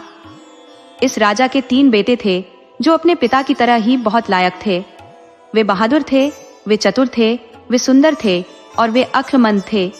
एक दिन अपना वारिस चुनने के लिए राजा ने अपने वजीरों को बुलाया और उनसे इस मामले में सलाह मांगी कि उसके तीनों बेटों में से किसको उसका वारिस बनाया जाए। उसने उनसे कहा कि वे तीनों राजकुमारों को ले जाएं और उनके इम्तिहान लें, और इनमें से एक जिसको भी वे लोग चुन लेंगे वही उसके बाद उसकी राजगद्दी पर बैठेगा। कुछ दिन बाद वजीर लोग अपने जवाब लेकर राजा के दरबार में हाजिर हुए। राजा के वजीरों के सरदार ने कहा, वारिस चुनने के लिए राजा गुस्सा न हो तो हम कुछ बोलें। राजा की इजाजत पाने के बाद उन्होंने कहा कि राजा उनको दुनिया में व्यापार करने के लिए भेजे और जो कोई भी राजकुमार सबसे ज्यादा पैसा कमाकर लौटे उसी को राज्य दिया जाए। यह कहकर सब वजीरों ने हाँ में अपने सिर झुकाए कि यह उन सबका फैसला है। राजा ने भी कहा, ऐसा ही होगा, और कहकर उसने अपना फैसला उन तीनों राजकुमारों को बताया। जब उनकी यात्रा की सब तैयारियां हो गई तो वे जहाज पर चढ़ने के लिए समुद्र के किनारे इकट्ठा हुए। जब वे अपनी जगह जहां उनको जाना था वहां पहुंच गए, तब वहां से वे एक दूसरे से अलग हो गए। एक भाई एक दिशा में चला गया, दूसरा भाई दूसरी दिशा में चला गया और तीसरा भाई तीसरी दिशा में चला गया। पर जाने से पहले उन्होंने एक निश्चित समय पर उसी जगह मिलने का वायदा किया जहां से वे अलग हुए थे। दोनों बड़े भाइयों ने अपने पैसे से खूब व्यापार किया और उससे खूब पैसा कमाया। पर तीसरा भाई समुद्र के किनारे ही घूमता रहा। वह कभी यहाँ अपना डेरा डाल लेता, कभी वहां अपना डेरा डाल लेता, जैसे भी उसको अच्छा लगता। वह यही सोचता रहता कि वह अपने पैसे का क्या करे कि एक दिन उसको एक साधु मिला। वह साधु उसके साथ 3 दिन तक ठहरा। राजकुमार ने बड़े प्रेम और इज्जत के साथ उसको अपने पास ठहराया। वह उसकी खातिरदारी से इतना ज्यादा प्रभावित हुआ कि उसने उसको बदले में कुछ इनाम देने की सोची। वह बोला, मैं तुम्हारे सरल स्वभाव और भलाई से बहुत खुश हूं। तुम मुझे अपना नाम बताओ और यह भी बताओ कि तुम कहां से आए हो और कहां जा रहे हो। राजकुमार ने उसको सब कुछ बता दिया तो वह बोला, मैं समझ गया, तुम यहीं रुको, यहां से आगे कहीं नहीं जाना जब तक तुम्हारे भाई लोग यहां नहीं आ जाते। तुम अपने नौकरों को शहर भेजकर जितनी मक्का खरीद सकते हो खरीदने के लिए बोल दो, और जब वह मक्का ले आए तो उसमें से कुछ मक्का रोज समुद्र में फेंकते रहना जब तक कि वह पूरी खत्म न हो जाए। उसके बाद तुम कुछ समय तक इंतजार करना, तुमको बहुत सारी पैदावार हाथ लगेगी। ऐसा कहकर साधु ने उसको आशीर्वाद दिया और वहां से चला गया। राजकुमार ने उस साधु के कहे अनुसार ही किया। उसने शहर से बहुत सारी मक्का खरीदी और उसे अपने डेरे के पास इकट्ठी कर ली। फिर वह उसमें से एक माप मक्का करीब करीब 6 महीने तक रोज समुद्र में फेंकता रहा, जब तक उसकी सारी मक्का खत्म नहीं हो गई। उसने सोचा, अब मुझे इसका इनाम मिलेगा। उसने बहुत दिनों तक इंतजार किया पर कुछ भी नहीं हुआ। उसने सोचा, लगता है कि वह साधु मुझे धोखा दे गया, मैं तो बर्बाद ही हो गया। मैं इतना बेवकूफ क्यों हो गया कि मैंने उसकी यह बेकार की सलाह सुनी। जब मेरे पिता और भाइयों को यह पता चलेगा कि मैंने अपना सारा पैसा समुद्र में फेंक दिया है तो वे क्या कहेंगे, वे मेरे ऊपर कितना हंसेंगे। मैं तो उनको कभी अपना चेहरा दिखाने लायक भी नहीं रहा। उफ, अब मुझे किसी दूसरे देश चले जाना चाहिए। परसों मैं यह जगह छोड़कर किसी और देश चला जाऊंगा। मैं अब यह शापित जगह छोड़ दूंगा, यह जगह ठीक नहीं है।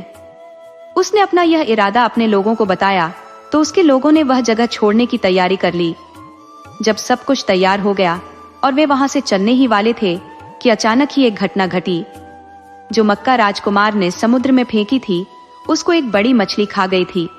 अब मक्का फेंकने की यह खबर चारों तरफ फैली तो उस जगह पर बहुत सारी मछलियां मक्का खाने के लिए आकर इकट्ठी हो गई।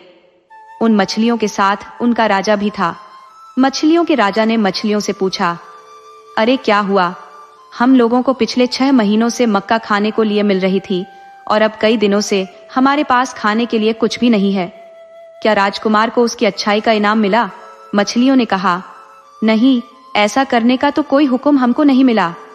मछलियों का राजा बोला, तो तुम सब राजकुमार के पास तुरंत जाओ और हर एक अपने साथ एक एक लाल लेती जाओ और उसको वे लाल देकर कहना कि वह अपना काम फिर से शुरू कर दे। सो सारी मछलियां एक एक लाल लेकर राजकुमार के पास गई जहां वह खड़ा हुआ था, और वे लाल उन्होंने राजकुमार के पैरों के पास ले जाकर डाल दिए। इसके बाद वे दुखी होकर समुद्र की तरफ देखने लगी। इस सबसे जो जोर की आवाज हुई तो राजकुमार का ध्यान उधर घूमा तो उसने देखा कि समुद्र के रेत पर तो असंख्य लाल बिखरे पड़े हैं। उसके मुंह से निकला, मैं भी कितना नीच आदमी हूं, मुझे यह इनाम किस लिए मिल रहा है? मेरे जरा से विश्वास का इतना बड़ा इनाम तो नहीं हो सकता। यह कहकर उसने अपने वहां से जाने के सारे इंतजाम रुकवा दिए। उसने कहा, मैं यहीं रहूंगा जब तक मेरे भाई लोग यहाँ वापस आते हैं। हमारे तंबू फिर से गाड़ दिए जाएं। यह हुक्म पाते ही राजकुमार के तंबू फिर से गाड़ दिए गए और राजकुमार के नौकरों का सरदार समुद्र की रेत से वे लाल बीनने चला गया जो मछलियां किनारे पर डाल गई थी। राजकुमार ने उसको सावधान किया और कहा कि यह बात शहर के या किसी और आदमी को मालूम नहीं होनी चाहिए। कोई भी आदमी इस बात को किसी से न कहे, यहाँ तक कि मेरे भाइयों को भी यह बात पता नहीं चलनी चाहिए। मैं तुम्हें चेतावनी देता हूँ, तुम मेरा विश्वास मत खोना। अगर तुम लोग मेरी बात मानोगे तो मैं तुम्हें भरपूर इनाम दूंगा। उसके नौकरों के सरदार ने उससे वायदा किया कि वह ऐसा ही करेगा। फिर जितने दिन भी राजकुमार वहां रहा वह रोज मछलियों को मक्का खिलाता रहा। उसके खजाने का कहीं किसी को पता न चल जाए, इसके लिए उसने वे सब लाल गोबर के बने हुए छोटे छोटे ढेरों में छिपा दिए और फिर उन ढेरों को सुखा लिया। कुछ समय बाद उन लोगों के जाने का समय आया ताकि वे उस जगह पहुंच सके जहां उन तीनों भाइयों ने मिलने का वायदा किया था। यह तीसरा राजकुमार अपने समय का इतना पाबंद था कि वह उस तय की हुई जगह पर अपने भाइयों से 1-2 दिन पहले ही पहुंच गया। जब वे सब मिले तो उन्होंने एक दूसरे से पूछा, तुम्हारा कैसा रहा? सबसे बड़ा राजकुमार बोला, मैंने कपड़े का व्यापार किया और मैंने इतना पैसा कमाया। कहकर उसने बताया कि उसने कितना पैसा कमाया। उसके दोनों छोटे भाइयों ने उसकी बड़ी तारीफ की। दूसरा राजकुमार बोला, मैंने बनिए की तरह व्यापार किया और इतना पैसा कमाया। उसने भी अपनी कमाई हुई रकम बहुत सारी बताई तो दूसरे दोनों भाइयों ने उसकी भी खूब बड़ाई की। सबसे बाद में सबसे छोटा राजकुमार बोला, भाइयों जरा मेरी किस्मत देखो। कहकर उसने अपने साथ लाया गोबर के छोटे छोटे ढेरों का ढेर उनको दिखा दिया। उसके दोनों बड़े भाइयों ने अफसोस जाहिर करते हुए कहा, उफ, हमारे भाई ने यह कैसा व्यापार चुना जिसमें उसको कोई फायदा नहीं हुआ। जल्दी ही एक जहाज किराए पर ले लिया गया और तीनों राजकुमार अपने अपने नौकरों के साथ उस जहाज पर चढ़ गए और अपने देश की तरफ चल दिए। अब हुआ ऐसा कि जहाज पर लकड़ी के बारे में एक बहुत ही बेवकूफी का फैसला हो गया। आधी दूर तक पहुंचने से पहले ही उनकी लकड़ियां बहुत कम रह गई। सो जहाज का कप्तान और दोनों बड़े राजकुमार सबसे छोटे राजकुमार के पास आए और उससे जहाज के लिए उसके गोबर के कुछ ढेर मांगे। उन्होंने उससे यह भी कहा कि वे देश पहुंचते ही उसकी कीमत उसको दे देंगे। राजकुमार ने उनको वे ढेर उतने ले जाने की इजाजत दे दी जितने उनको वे चाहिए थे। सो अगले दिन उनमें से लाल निकालने के बाद उसने उनको बाकी बची यात्रा के लिए काफी ढेर दे दिए। इस तरह जहाज ठीक समय पर उनके देश पहुंच गया और शाही सवारियां किनारे पर उतरी। तुरंत ही वे सब अपने पिता के महल की तरफ चल दिए। उनके घर पहुंचने के 1-2 दिन बाद ही राजा ने सारी जनता को बुलाया जिसके सामने राज्य का वारिस घोषित किया जाना था। सो बहुत सारे लोग राजा के महल में आकर इकट्ठा हुए। राजा अपने शाही धन से अपने दरबारियों के साथ आकर बैठा। उसके चारों तरफ लोगों की भीड़ थी। राजा ने तीनों राजकुमारों को बुलाया ताकि वे राजा और जनता को अपना लाया हुआ पैसा दिखा सके और अपनी यात्रा के अनुभव सुना सके। सबसे पहले सबसे बड़ा राजकुमार आया। उसने बड़ी ऊंची आवाज में अपनी यात्रा का हाल बताया और अपनी लाई कमाई दिखाई। फिर दूसरा राजकुमार आया, उसने भी वैसा ही किया। जब लोगों ने उन दोनों को सुना तो चिल्लाकर बोले, इसी को हमारा राजा बनाओ, इसी को हमारा राजा बनाओ। फिर तीसरे राजकुमार की बारी आई तो उसने अपने गोबर के ढेर राजा और जनता को दिखाए। उसको देखकर सब लोग बहुत हंसे और हंसकर बोले, इसको जाने दो, इसको जाने दो। राजकुमार अपने पिता से बोला, इतनी जल्दी मत कीजिए पिताजी। फिर वह जनता की तरफ देखकर कुछ गुस्सा सा होकर बोला, अभी तो आप लोग हंस रहे हैं पर बाद में आप लोग अपने हंसने पर पछताएंगे। इन गोबर के हर ढेर में एक एक लाल है जिनकी कीमत नहीं मापी जा सकती। इतना कहकर उसने गोबर का एक ढेर तोड़ा जिसमें से एक लाल निकला। देखो देखो, कहकर उसने गोबर के कई ढेर तोड़ डाले जिनमें से हर एक में से एक एक लाल निकल पड़ा। ये देखकर तो सबके मुंह से आश्चर्य की एक चीख सी निकल गई। राजा बोला, मैंने तो ऐसे लाल पहले कभी अपनी जिंदगी में नहीं देखे। ये ठीक कहता है कि इन लालों की कीमत नहीं आकी जा सकती।